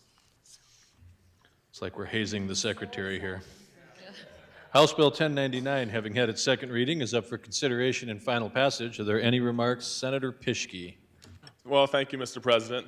I bring forward today House Bill 1099 on behalf of the residents of South Dakota who need timely access to innovative new treatments that are FDA approved for mental health conditions. Synthetic psilocybin is currently in phase 3 clinical trials and has received breakthrough therapy designation for treatment-resistant depression and post-traumatic stress disorder, otherwise known as PTSD. Recently, Compass Pathways reported encouraging findings from its second phase 3 study of COMP360, showing robust and statistically significant improvement in depressive symptoms among people living with treatment-resistant depression. When the FDA approves a new treatment that is classified as a Schedule 1, the DEA will make a rescheduling decision for the treatment, moving it from a Schedule 1 to a lower schedule. This essentially provides a legal use for medical treatment in the United States. However, in South Dakota, legislation must be passed to reschedule the substance on a South Dakota Controlled Substances List under South Dakota law. HB 1099 is a trigger law that accomplishes this process by rescheduling the FDA-approved pharmaceutical composition of crystalline polymorph psilocybin as a Schedule 4 controlled substance if and when it is approved by the FDA. Acting now by passing this legislation is more urgent than ever, as so many South Dakotans struggle with serious mental health. Time and time again, patients can be failed by medications currently on the market, meaning they need rapid access to new options as soon as they become approved by the federal government.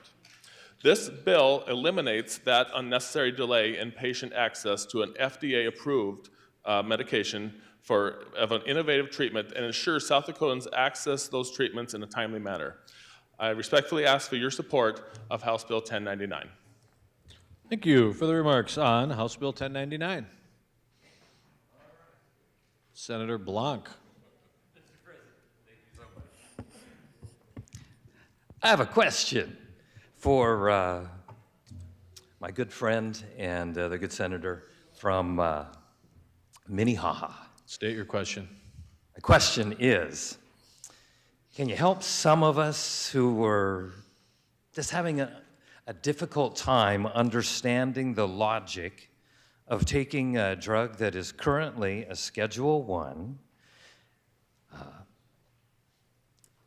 and being Schedule 1 that's classified right now as high risk and high risk for potential abuse, and lessen it not to a Schedule 2, not to a Schedule 3, but all the way to a low risk and low potential for abuse classification of Schedule 4, which is just one classification away from drugs like cough medicine and anti-diarrheal medications.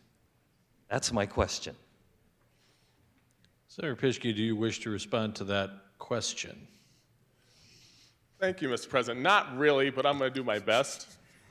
You don't have to.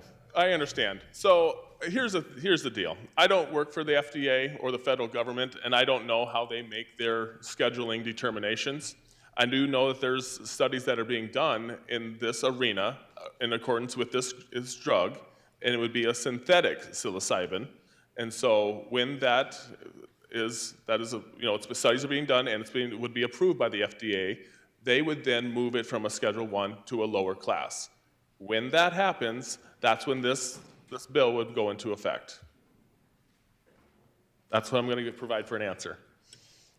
Further remarks, Senator Blanc? Yeah, I'm not sure that was an answer, but I have a couple of comments. It's easy for me to look around my colleagues here on the chamber floor and just realize that you were blessed never to dabble. I'm presuming that most of you never even inhaled at times.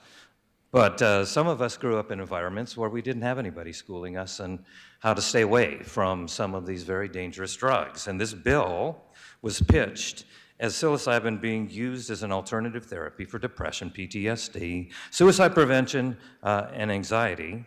And right now, there are already FDA-approved drugs that have been tested for many, many, many years, like Zoloft, Paxil, Effexor, and Prozac.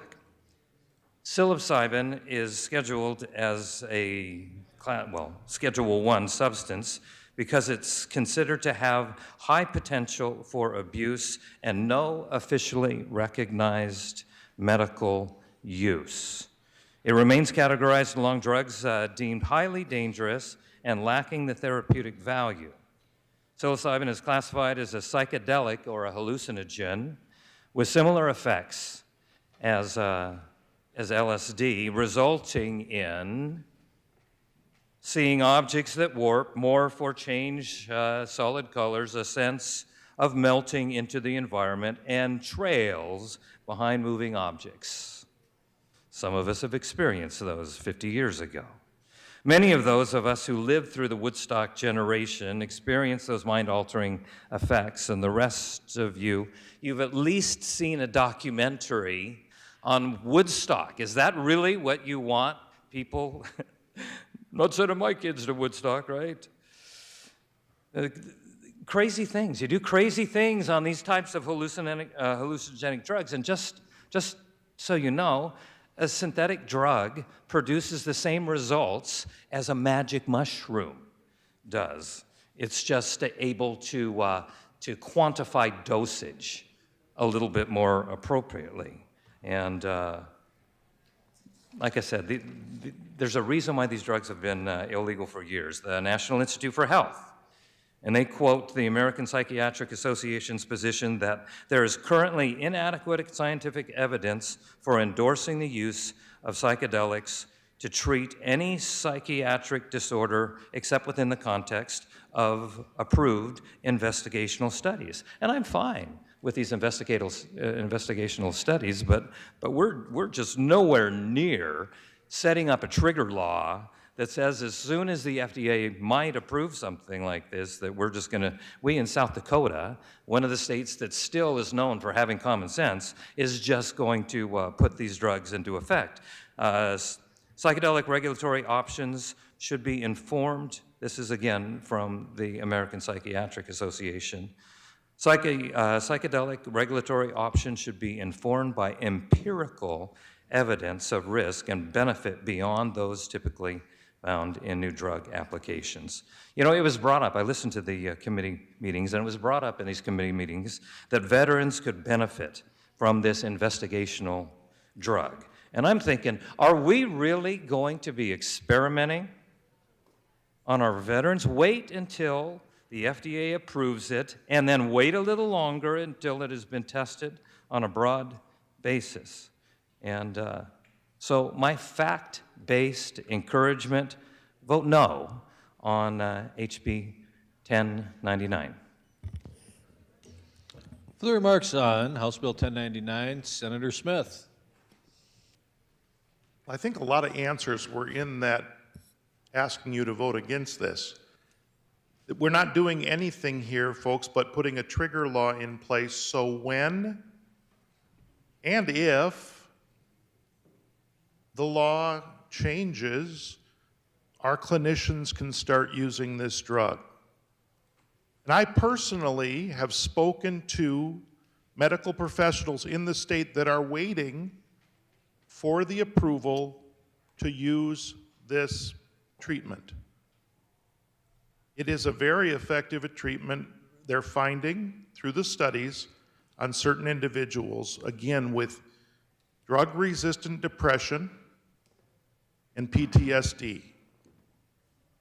It would be controlled, it would be under a doctor's care, and in speaking with the physician about this, it would be used in context with a medical provider for both the MD and also with a counselor of sorts that would help them through their trip that they're on to make sure that they have the support necessary to do what it is that they're trying to do. Because unsupported, the former speaker is correct. you can go in bad directions. But supported, what they're finding is they can reset past traumas to the point that these folks can function in society and have a productive life again. Trigger law means it's not going to do anything until the federal government decides that we can. Thank you. Further remarks on House Bill 1099? Further remarks? Does anyone wish to speak before Senator Blanc speaks a second time? Senator Blanc. Thank you, Mr. President. All of us have a computer. All of us are able to do our own research. It's good. It's good to talk to professionals. It's good to talk to friends. It's good to get information from those people. But obviously, there's plenty of research out there. And do your own homework. To be honest, I don't want to help anybody on a trip. I've been there. I know what it's like. You see crazy things. You do crazy things. Nothing that you want to be bragging about. I'm glad that I've been forgiven all that crazy stuff that I did back in the day. And one of my favorite things to do is to help young people not go down some of the crummy paths that I did when I was younger, because I didn't. And so I want to help people that are having some of these mental health issues. But there are already approved drugs that have been on the market for years. Give them those. Give them those. And I'll close with this. I just Googled, does psilocybin cause mental health problems? And this is the answer. Psilocybin can cause mental health problems, particularly when used outside the supervised clinical settings, like the good senator from Sioux Falls had just mentioned, with pre-existing mental clinical settings, or by individuals with pre-existing mental health conditions. While often researched for its therapeutic benefits, it is a potent psychoactive substance that can induce adverse reactions, including severe anxiety, paranoia, and in rare cases, prolonged psychosis. So, to quote the often said around here, it's not ready for prime time. This drug is definitely not ready for prime time. Use the approved drugs that have been around for a long time, and please vote no on 1099. Thank you. Further remarks on House Bill 1099? Senator Davis. Thank you, Mr. President. I just want to take a moment to kind of remind the body what this bill does and who this bill is trying to help. This drug that we're talking about today is designed and intended for treatment-resistant depression. So what that means is that they've tried all the medications out there right now, and they're not working. And when people get to that point, other therapies that are included are like shock therapy, as you've probably seen like on TV. And I can tell you from my professional experience doing anesthesia, I've put patients to sleep for that type of therapy. I would much rather give them a different opportunity for something else that could help them. And when I read what this phase 3 clinical trial looks like, that is having tremendous success, is that these patients are getting 1 or 2 small doses and then having lasting results for over up to 6.5 months. 6.5 months for somebody who is resisting other depression medications. It's not working for them. They are running out of solutions. And these are people that are very prone to suicide.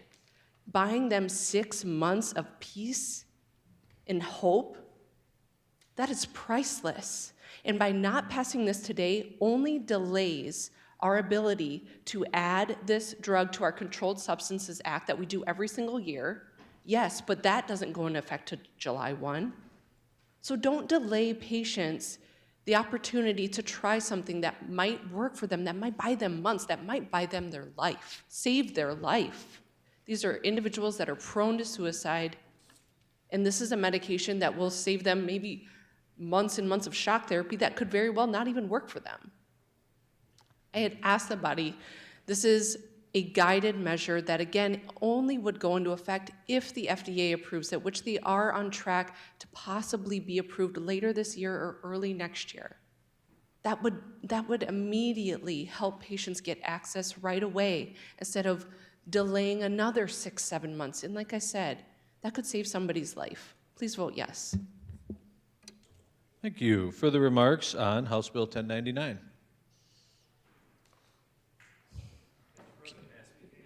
You can't speak a third time, I'm sorry. Senator Pischke in closing. Well, thank you, Mr. President.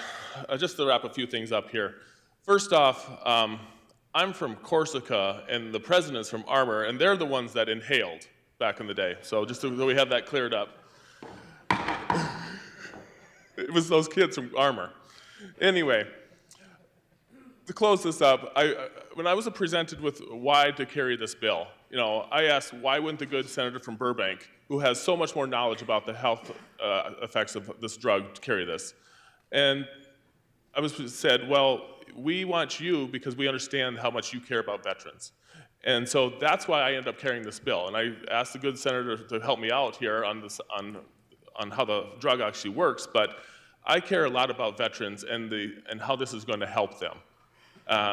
And so I just ask you that when you're making this vote, think about them and think about all the people that this is going to help, just like the good senator alluded to.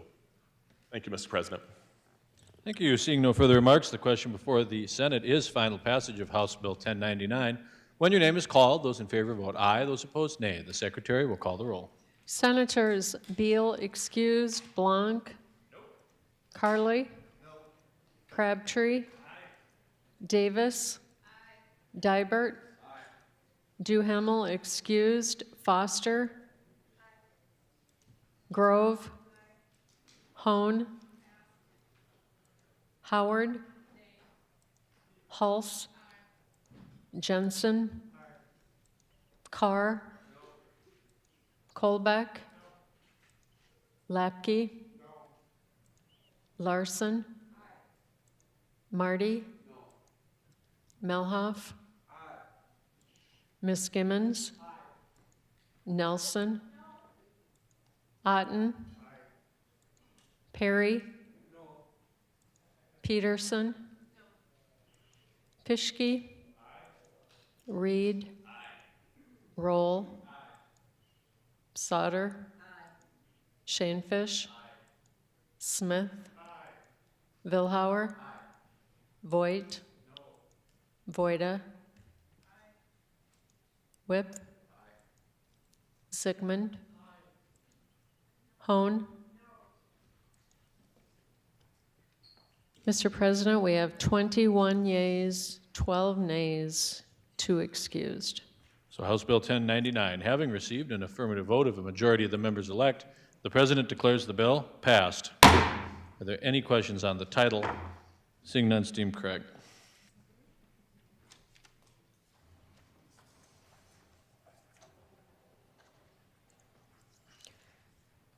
House Bill 1107, an act to modify restrictions on lands for certain public purposes. House Bill 1107, having had its second reading, is up for consideration and final passage. Are there any remarks? Senator Crabtree. Thank you, Mr. President. Fellow senators, in South Dakota, we are blessed that we have a number of philanthropic individuals who want to donate real estate to their preferred charitable causes. South Dakota Community Foundation and many of our local communities have foundations, local foundations, to facilitate that giving. HB 1107 amends a law that has been in effect in South Dakota since 2005. It comes to us today with the vast support of state attorneys from Yankton, Rapid City, and Sioux Falls, the counties, and the Municipal League. No opponents spoke against the bill in the committees. I was just talking to the good senator from Lincoln County about the guy that's on the wall that brought this forward before, and that's Senator Ed Olson.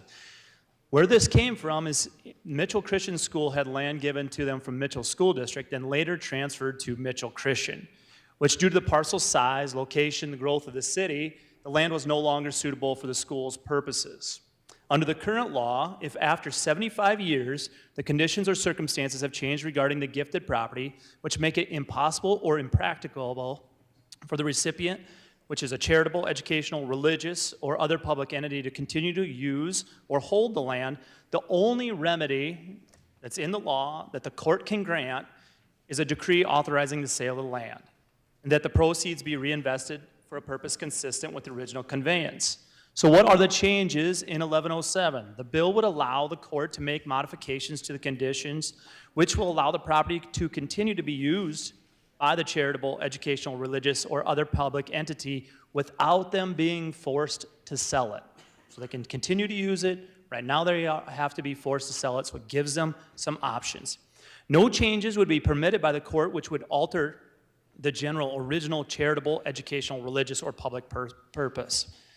You know, I think I listened this morning on the ride out, and the testimony in committee demonstrates that it is more common that the religious, educational, charitable, and benevolent or public entity does not wish to sell the land, but those entities are still dealing with changed conditions or circumstances which make it impossible or impracticable to use it underneath the original purpose. And so, please give those entities a little bit more flexibility to use this land for their benefit. Thank you. Further remarks on House Bill 1107? Senator Pischke. Thank you, Mr. President. Well, Mr. President and members of the Senate, I rise in opposition to House Bill 1107. Although this bill was presented in committee as a simple cleanup, this is actually more of a private property bill. It has far broader negative implications to the long-standing property protections in South Dakota law. While the bill was presented as a modernization effect, it fundamentally warps the intent of private property conveyed for religious, charitable, education, or public purposes. Currently, courts can intervene when changes to circumstances make using land for their original intent impractical or impossible.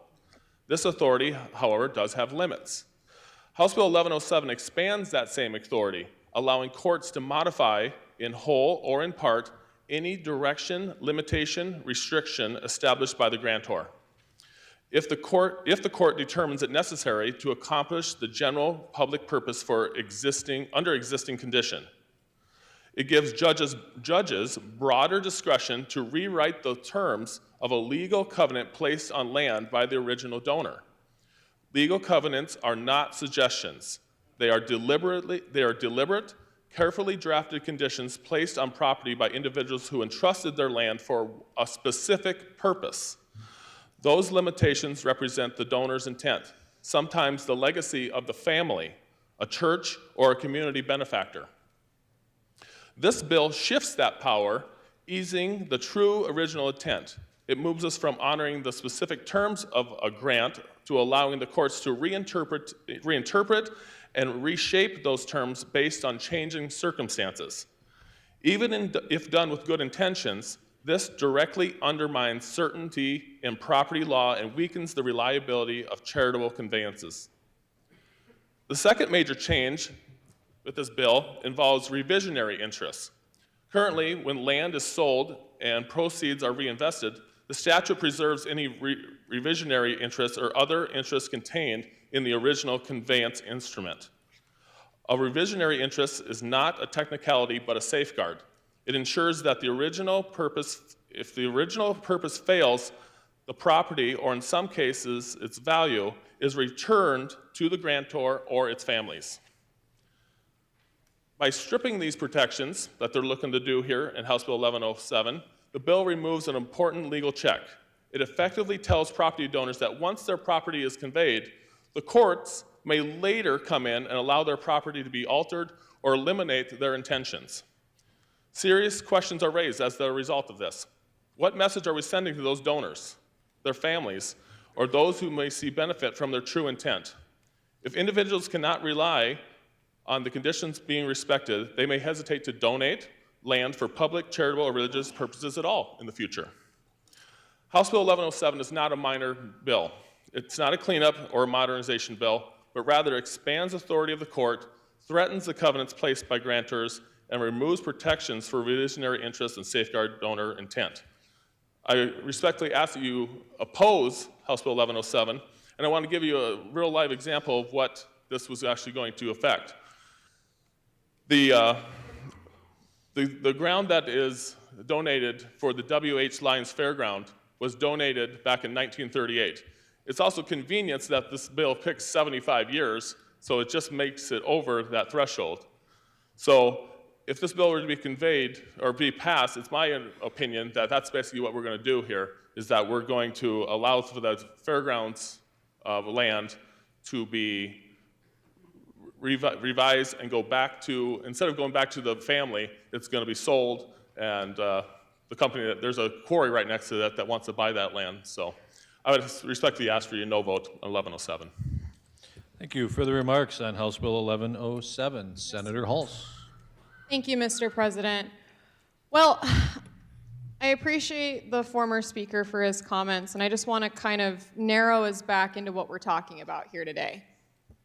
Under the current law, I think we warp the intention of the donor more, because what the current law does is if I gifted my property and now 75 years later, whatever I gifted the property to use for is no longer possible, the people that I gifted it to can sell it.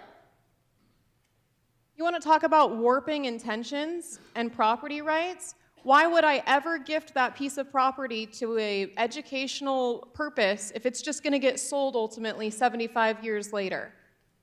This law, the whole point is so that courts can intervene, so that we don't have to sell these pieces of property, so that they can be used for as close as possible to the specific purpose that the original donor intended it to be used for. Or would you rather just have them sell it? That's what your vote means today. Would you rather have the current law keep going, where we just sell these pieces of property and hopefully the cash is used for as close as possible to what the donor intended it to be used for?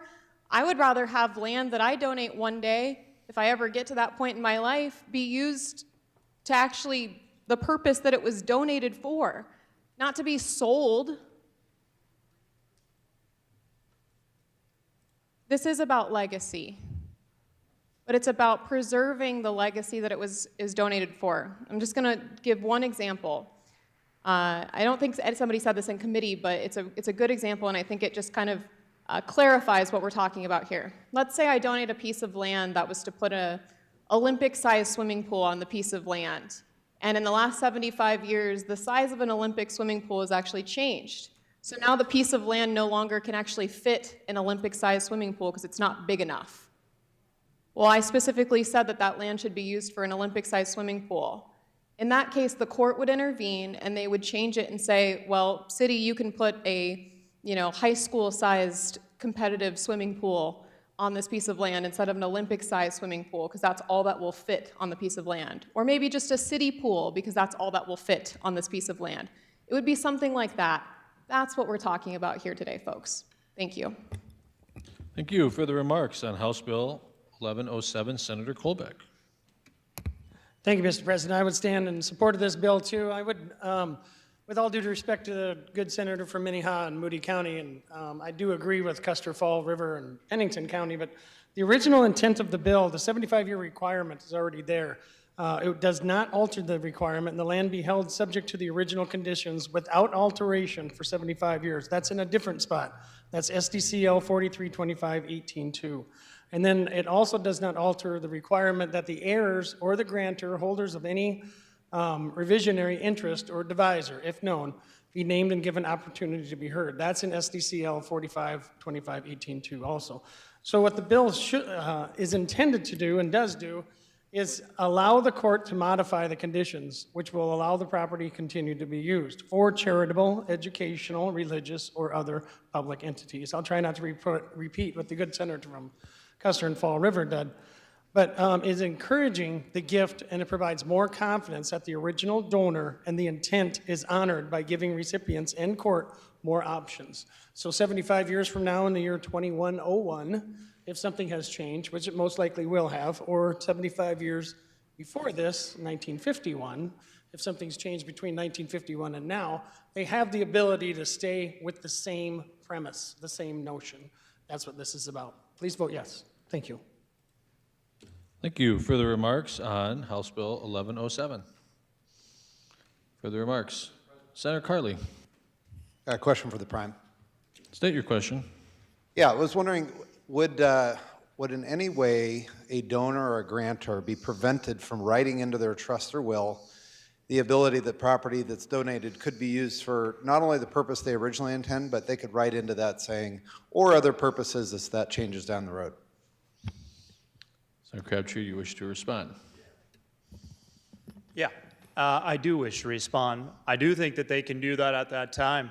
I also don't think that any of those folks, while they're creating their estate, have a crystal ball where they can see what the world's going to look like in 75 to 100 years. And that's why this law was originally passed back in 2005, that after 75 years, things change. Now, I'm not an attorney, but I know there is some sort of legal language where it talks about the dead hand ruling.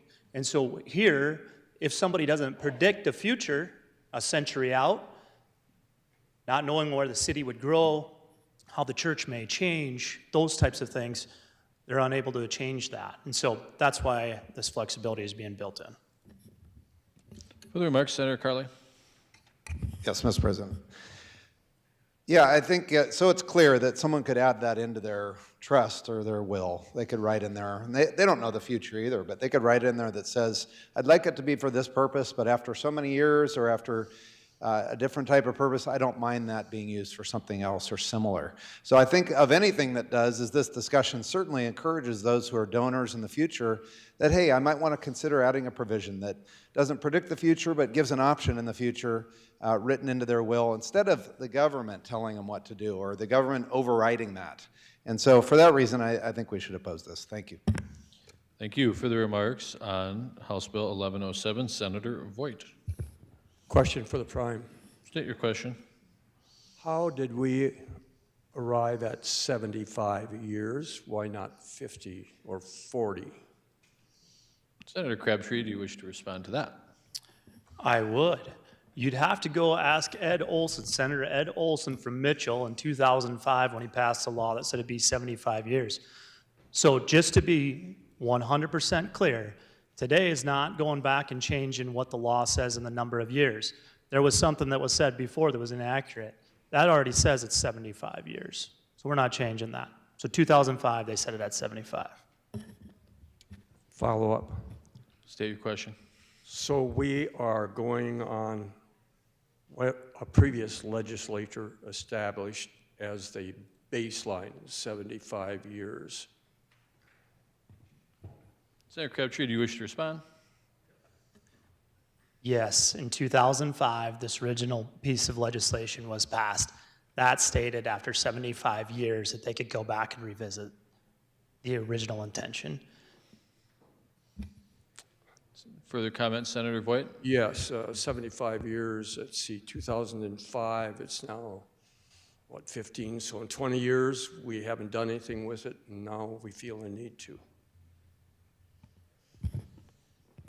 Thank you. Further remarks on House Bill 1107, Senator Perry. Thank you, Mr. President. What was the donation purpose? What was the legacy involved? Do we want to honor the donor's broader intent? I think that's really the question here. And then the funds, you know, are they being used efficiently?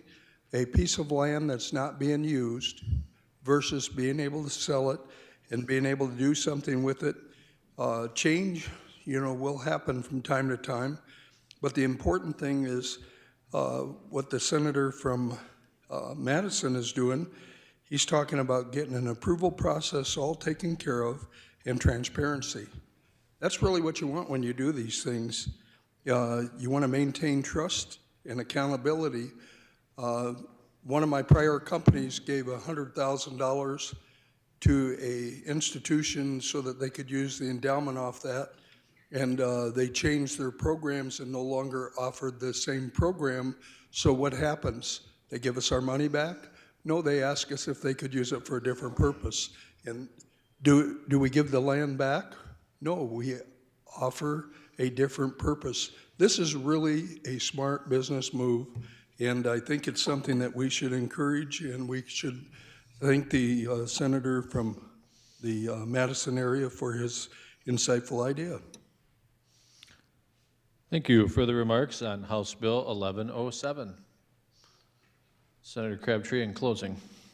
Thank you. Well, I'll just go back through a few things that I heard in the arguments. So a little bit about 1107 is it provides certainty to the original intent, and so that the gift does not have to be sold should conditions change.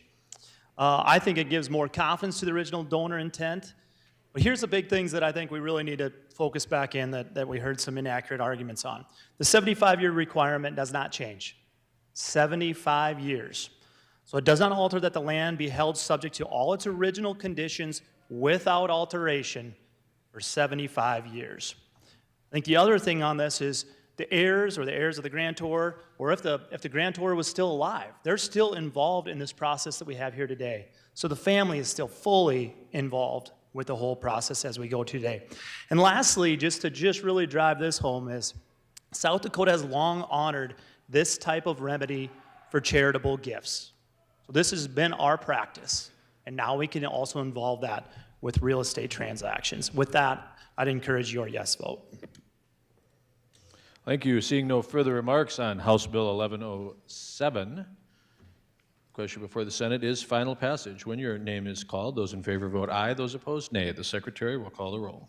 Senators Beal, excused, Blanc. Carly? No. Crabtree? Davis? Dibert? Duhamel, excused. Foster? Grove? Hone? Howard? Hulse? Jensen? Carr? Colbeck? Lapke? Larson? Marty? Melhoff? Ms. Gimmons? Nelson? Otten? Perry? Peterson? Pischke? Reed? Roll? Sauter? Shanefish? Smith? Billhauer? Voigt? Voida? Whip? Zickman?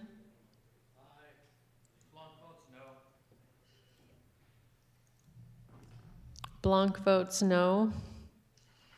Mr. President, we have 20 yeas, 13 nays, 2 excused. So House Bill 1107, having received an affirmative vote of a majority of the members elect, the President declares the bill passed. Are there any questions on the title? Seeing none, it's deemed correct. Senator Miskimins. Granted. Thank you, Mr. President. I just want to mention, I know that my friend Ed Olson would be really touched today that a bill that he passed clear back in 2006 is still being considered and making an impact for the state of South Dakota today. So thank you for your consideration.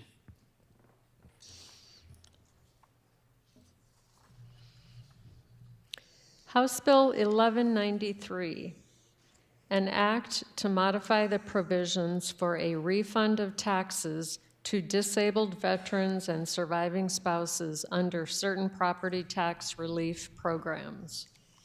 House Bill 1193, having had its second reading, is up for consideration and final passage. Are there any remarks? Mr. President. Senator Hulse. Thank you, Mr. President. House Bill 1193 is a very simple bill. All it says is that if you are a veteran that would otherwise have qualified for the property tax relief exemption program, it doesn't change the program or the eligibility requirements at all. It just says that if you miss the deadline because the VA didn't give you your determination letter until after the deadline of that program, that you could still qualify and the county should grant you your exemption through that program. So it just clarifies so that if it's to no fault of your own that you were not able to apply before the deadline, that you could still qualify after the deadline if the sole reason for it is because you did not get that VA determination until after the deadline. Thank you. Thank you. Further remarks on House Bill 1193? Senator Howard. Thank you, Mr. President. Well, I will be a no vote. Short and simple, I don't like the mandating the counties do this. So if the counties are able to do it and the counties choose to do it, that's fine. I have no problem with that, but I do have a problem with the mandate. All right, further remarks on House Bill 1193? Anything else? Senator Hulse in closing? No. Seeing no further remarks, the question before the Senate is final passage of House Bill 1193. When your name is called, those in favor vote aye, those opposed nay. The Secretary will call the roll. Senators Beal excused, Blanc, Carly, Crabtree, Davis, Dybert, Duhamel excused, Foster, Grove, Hone, Howard, Hulse, Jensen, Carr, Colbeck, Lapke, Larson, Marty, Melhoff, Miss Gimmons, Nelson, Otten, Perry, Peterson, Pischke, Reed, Roll, Sauter, Shanefish, Smith, Vilhauer, Voigt, Voida, Whip, Zickman, Blanc, Carr. Mr. President, we have 31 yeas, 2 nays, 2 excused. So House Bill 1193, having received an affirmative vote of a majority of the members elect, the President declares the bill passed. Are there any questions on the title? Seeing none, it is deemed correct.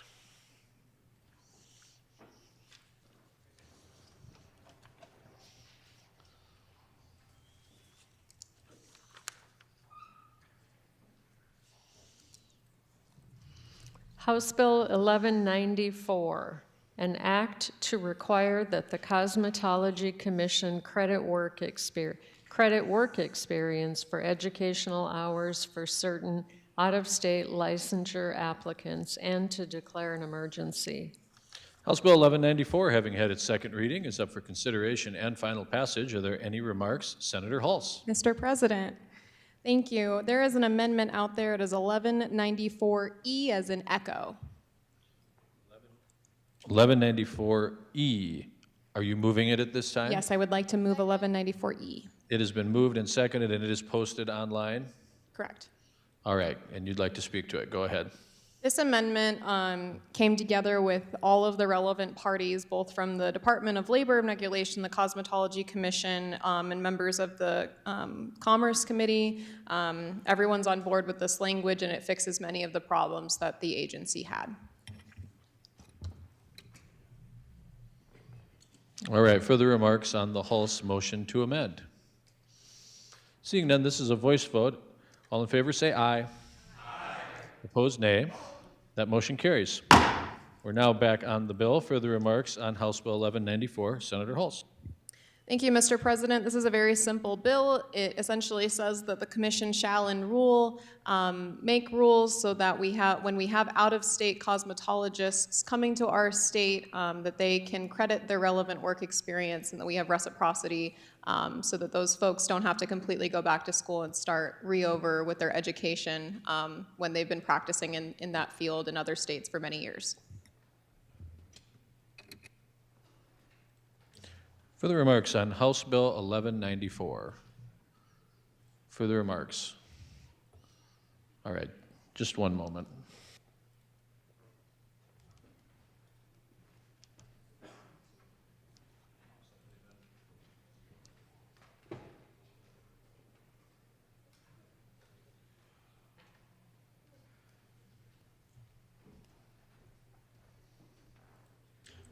All right, seeing no further remarks, the question before the Senate is final passage of House Bill 1194.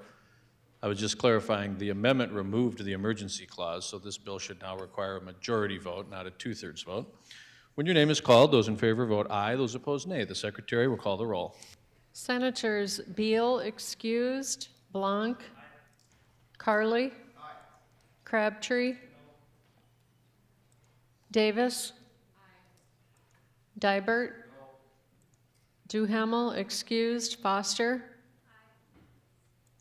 Grove, Hone, Howard, Hulse, Jensen, Carr, Kolbeck, Lapke, Larson, Marty, Melhoff, Miss Gimmons, Nelson, Otten, Perry, Peterson, Pischke, Reed, Roll, Sauter, Shanefish, Smith, Vilhauer, Voigt, Voida, Whip, Zickman. Mr. President, we have 30 yeas, 3 nays, 2 excused. So House Bill 1194, having received an affirmative vote of a majority of the members elect, the President declares the bill passed.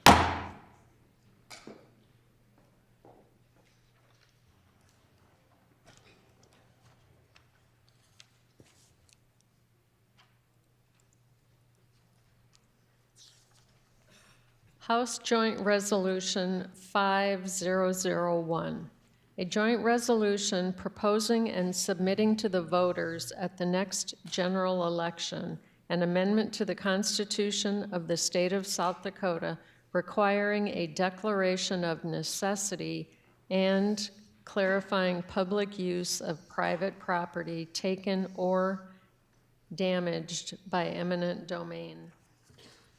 House Joint Resolution 5001, having had its second reading, is up for consideration and final passage. Are there any remarks? Senator Lapke. Thank you, Mr. President. Well, members of the Senate, eminent domain. You know, that was a once rarely used term that in modern day has become more part of the common vernacular of the day. And when did that kind of take place?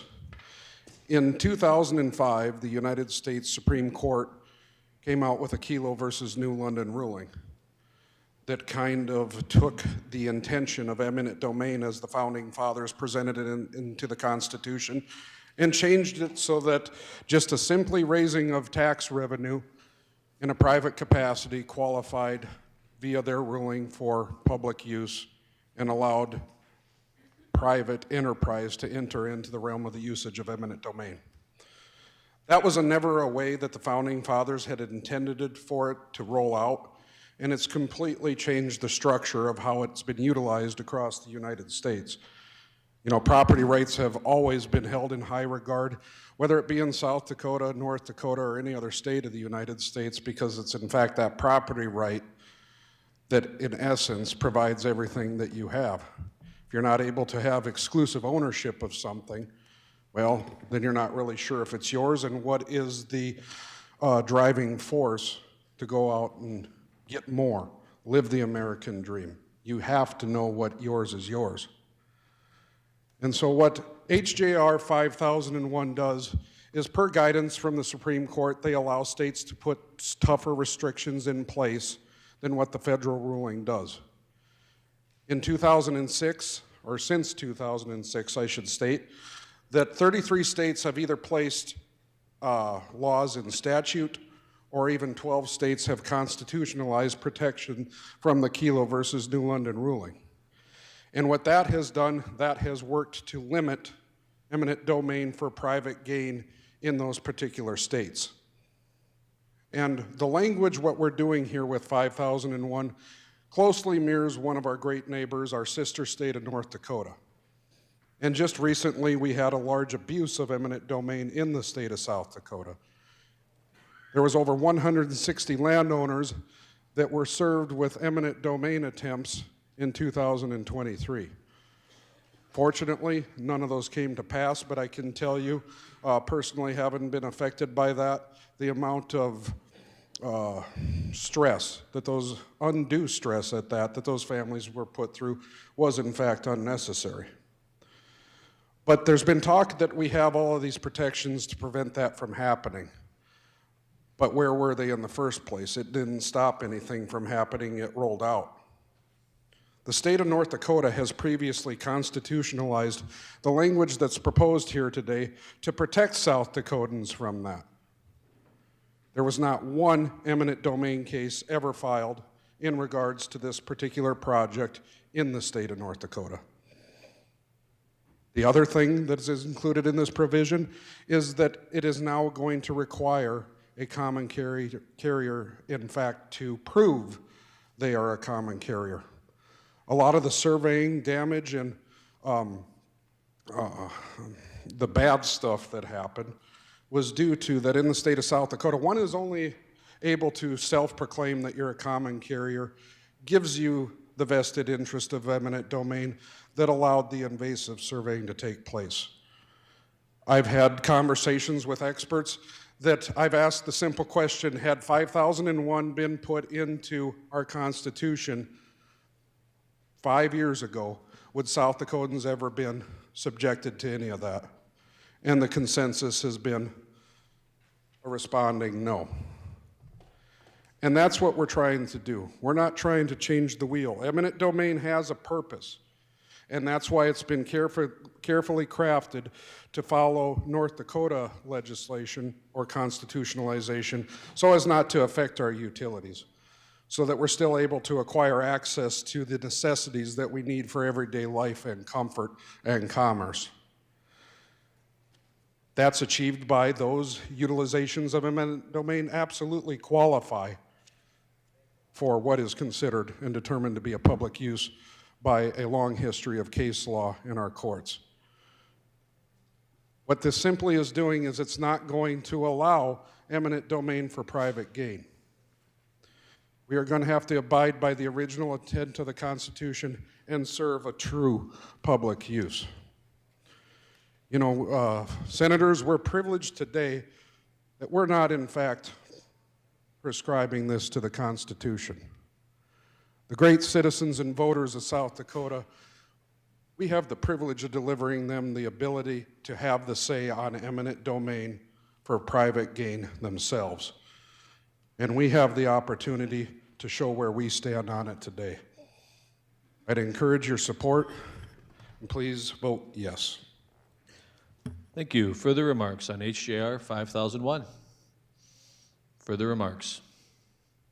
Senator Miskimmons. Thank you, Mr. President.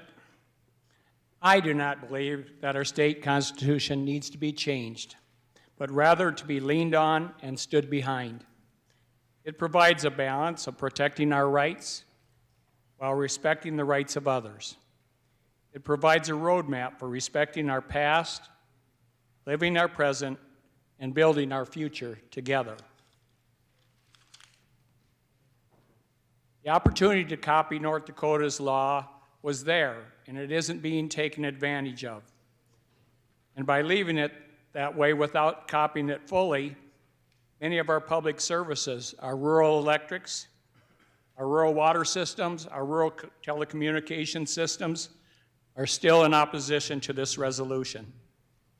The original bill contained their own word solely in it. The House amendment using their own word solely received 62 votes. There are years of precedent and case law established and tested in South Dakota law protecting our land rights. Please join me in voting no on this resolution. Thank you. Thank you. Further remarks on SJR 5001, Senator Voida. Question for the Prime. State your question.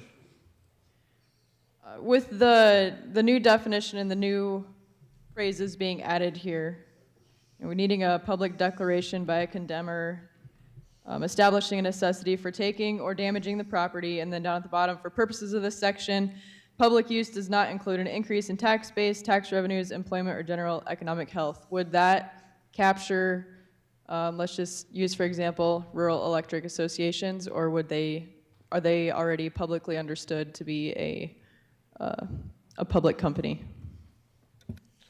Senator Lapke, would you wish to respond to that question? Thank you, Mr. President. No, this would have no impact on rural electric cooperatives or utilities that serve the public. It all depends on point of sale when it comes to electricity or water.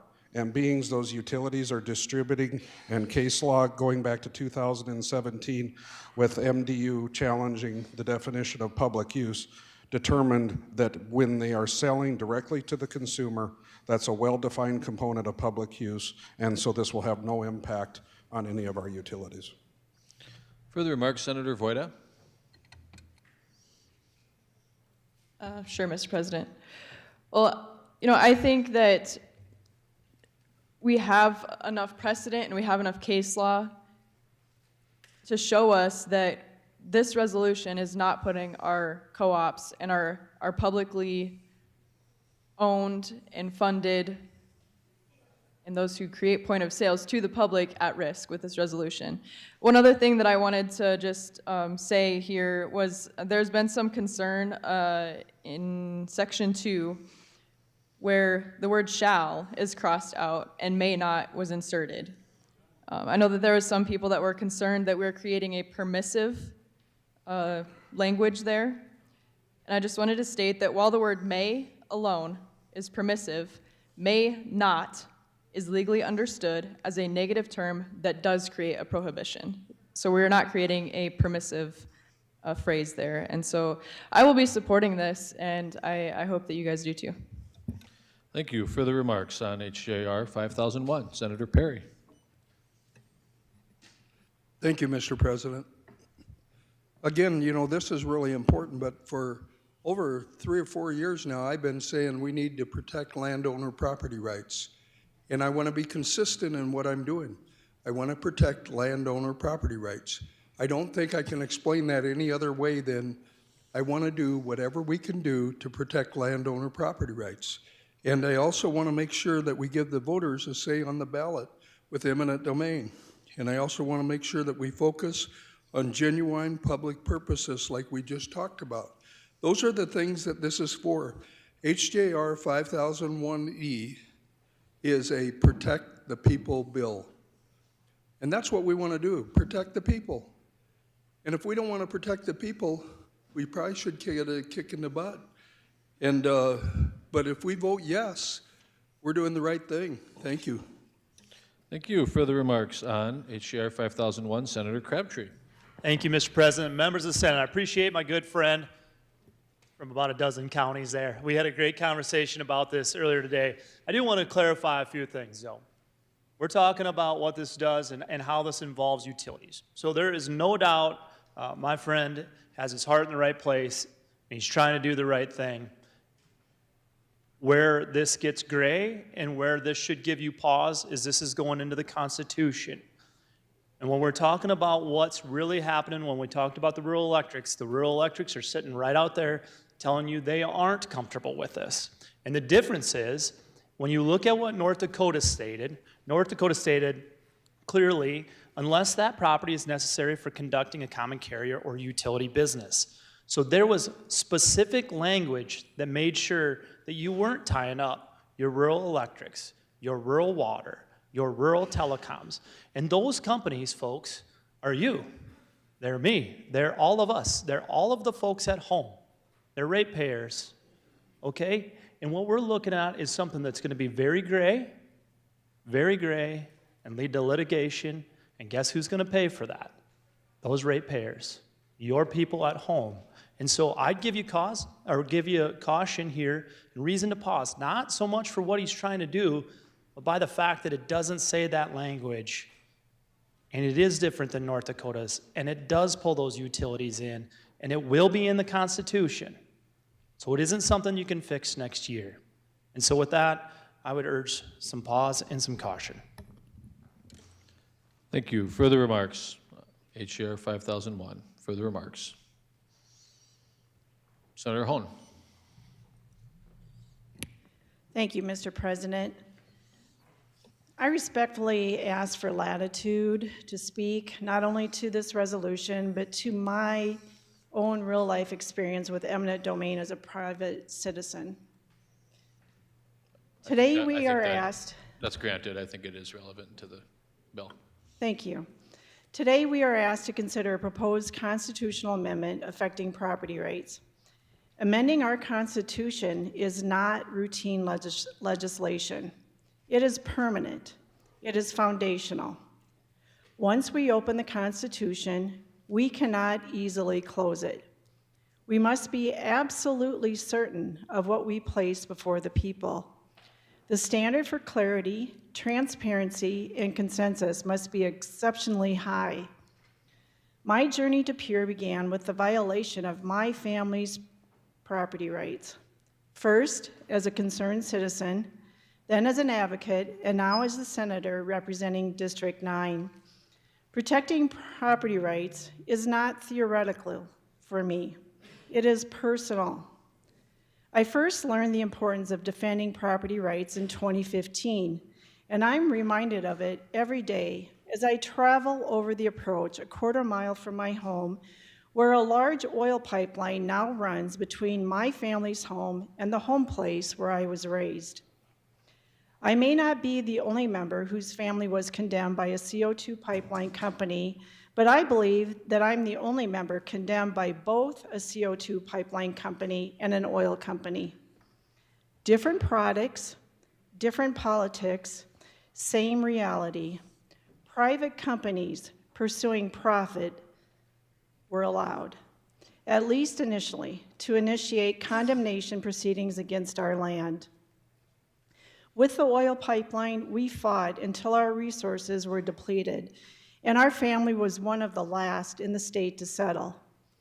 In 2021, when another pipeline company served us, I began organizing landowners locally and statewide.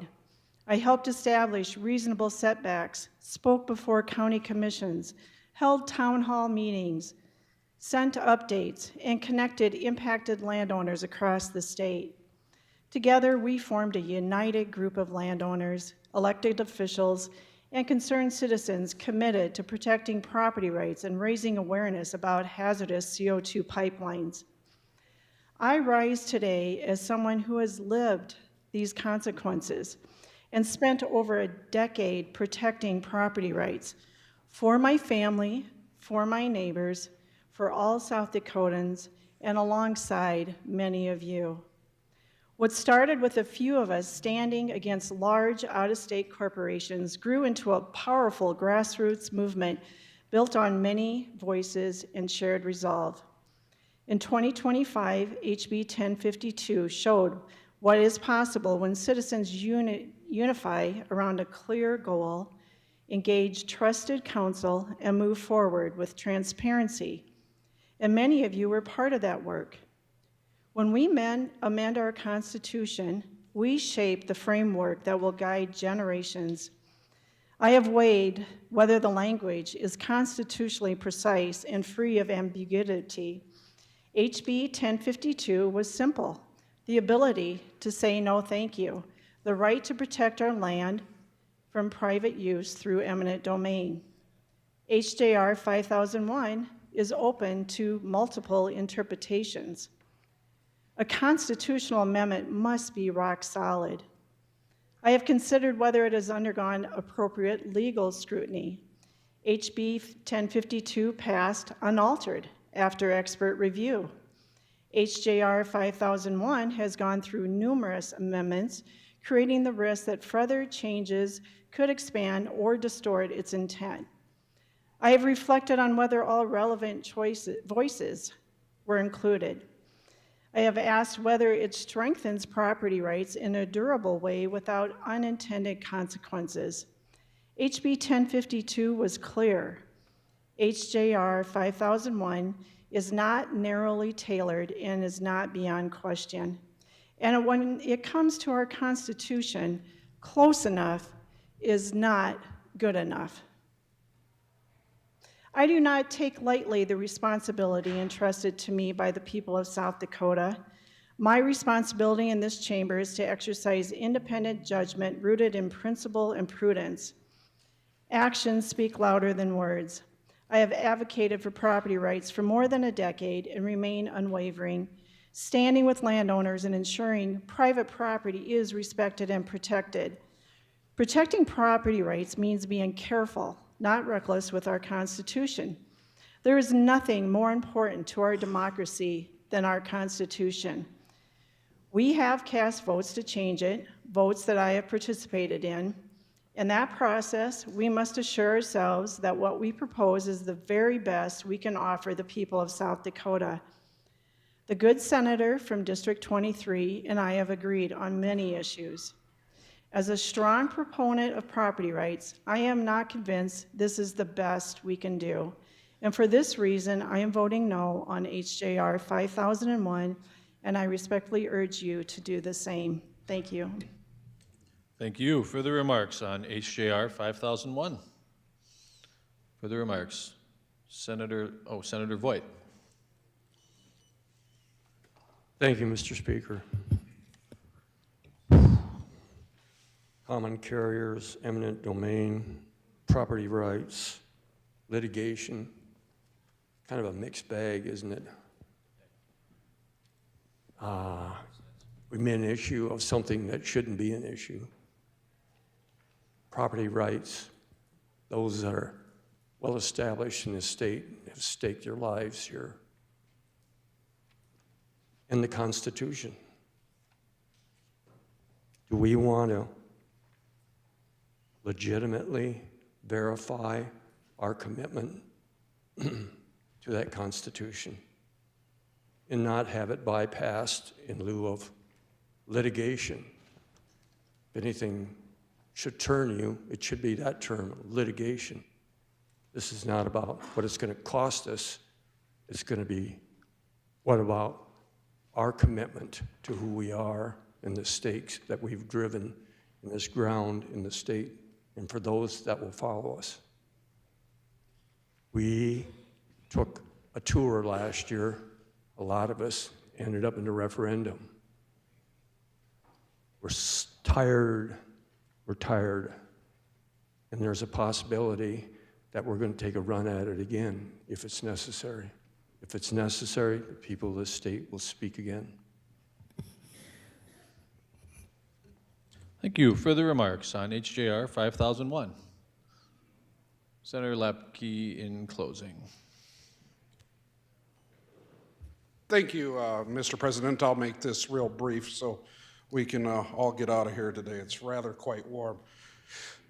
But as far as any concerns with the utilities, again, I can't stress enough that there is no impact on them today. Beings, there is no exclusionary language pertaining to them in this provision.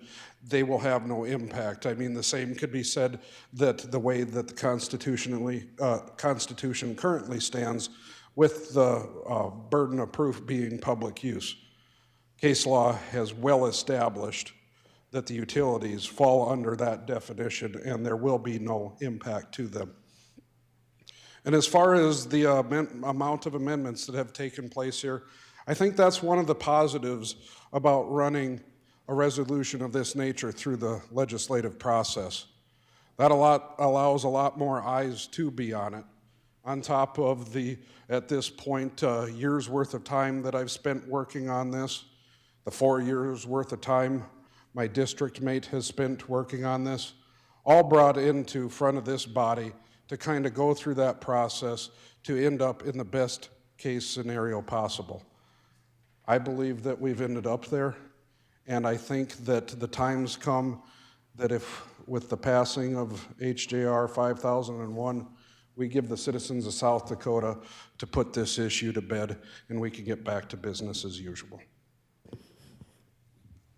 Thank you. Seeing no further remarks, the question before the Senate is final passage of HJR 5001. When your name is called, those in favor vote aye, those opposed nay. The Secretary will call the roll. Senators Beal excused, Blanc.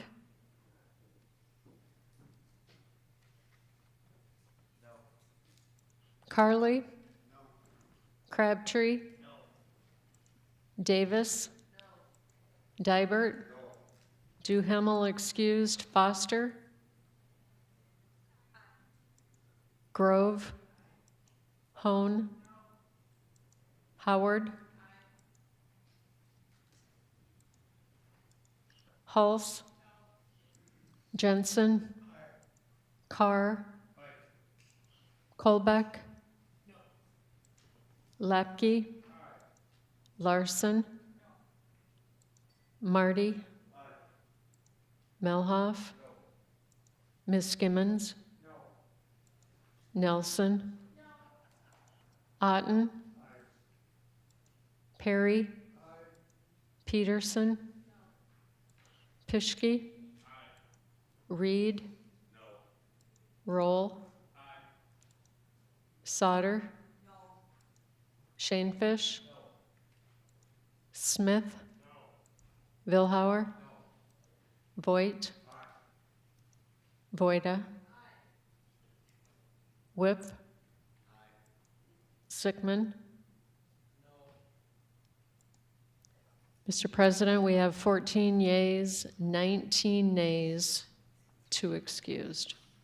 So, House Joint Resolution 5001 having failed to receive an affirmative vote of a majority of the members elect, the President declares the bill lost.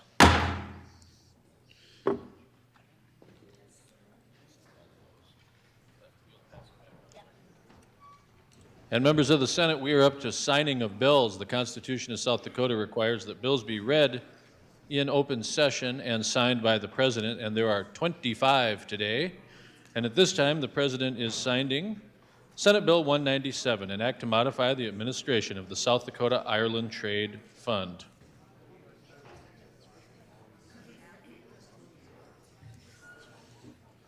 And at this time, the President is signing Senate Bill 138, an act to revise the time within which a recount for a school board election must be completed.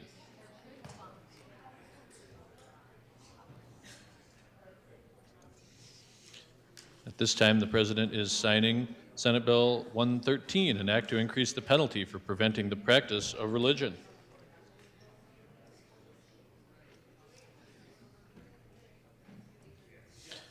At this time, the President is signing Senate Bill 101, an act to amend provisions pertaining to the duties of presidential electors.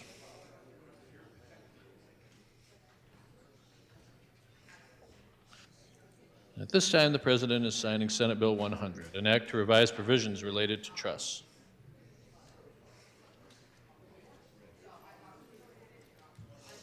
At this time, the President is signing Senate Bill 88, an act to clarify the procedure for a potential condemnor to examine real property absent the property owner's permission.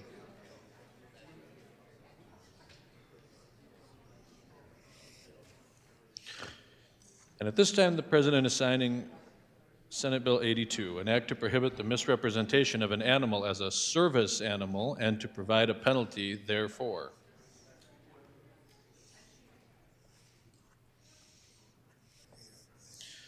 At this time, the President is signing Senate Bill 81, an act to clarify the prohibition on injuring or harassing a service animal.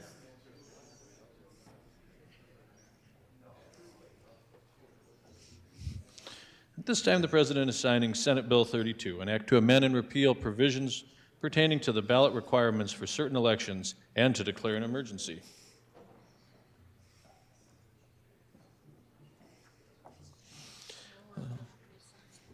At this time, the President is signing House Bill 1001, an act to provide for the prescribed burning of state-owned land by a person owning adjoining land and to declare an emergency.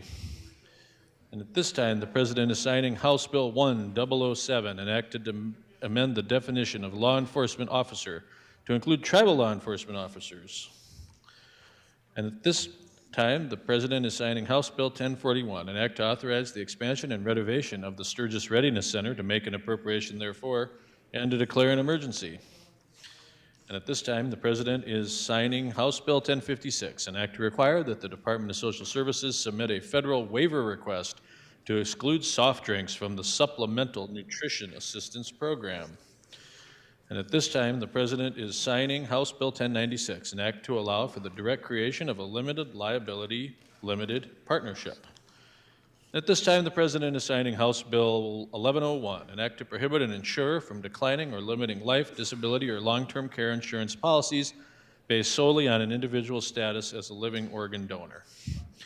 At this time, the President is signing House Bill 1104, an act to revise the application requirements for special license plates and parking permits for individuals with disabilities. At this time, the President is signing House Bill 1119, an act to modify provisions regarding directors serving on a farm mutual insurers board. At this time, the President is signing House Bill 1130, an act to amend permissible uses of a school district's capital outlay fund. And at this time, the President is signing House Bill 1143, an act to authorize the possession and self-administration of diabetes medications by a student on school property and at school-related events and activities. And at this time, the President is signing House Bill 1146, an act to adopt the Physician Assistant Licensure Compact.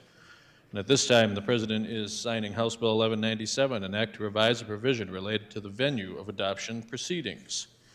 And at this time, the President is signing House Bill 1219, an act to require the provision of interpreter or translator services for parties to an administrative contested case. And now the President is signing House Bill 1233, an act to modify provisions for a tax collection agreement with an Indian tribe. And the last one, the President is signing House Bill 1260, an act to authorize the establishment of municipal property tax rebate programs. Announcements.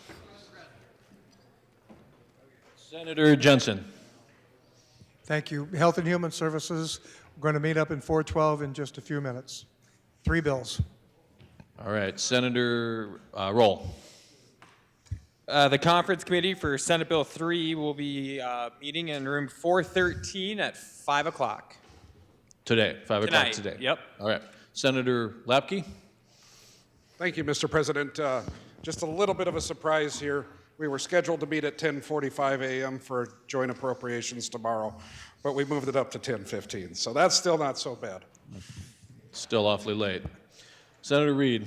Thank you, Mr. President. We local government tomorrow, and we still have 3 bills. Senator Colbeck. Senate Judiciary, tomorrow morning, we have start at 7:45. Whatever we don't get done, we'll do tomorrow afternoon at 3. We have 9 bills to get through. Senator Shane Fish. Thank you, Mr. President. Senate Education will meet bright and early tomorrow at 7:45 and have 3 bills. Anybody else? Oh, Senator Perry. Thank you, Mr. President. 2 things. 7 a.m. Catacomb Caucus, the Capitol Large Conference Room, and 7 p.m. a Bible study led by Senator Blanc at the Community Church.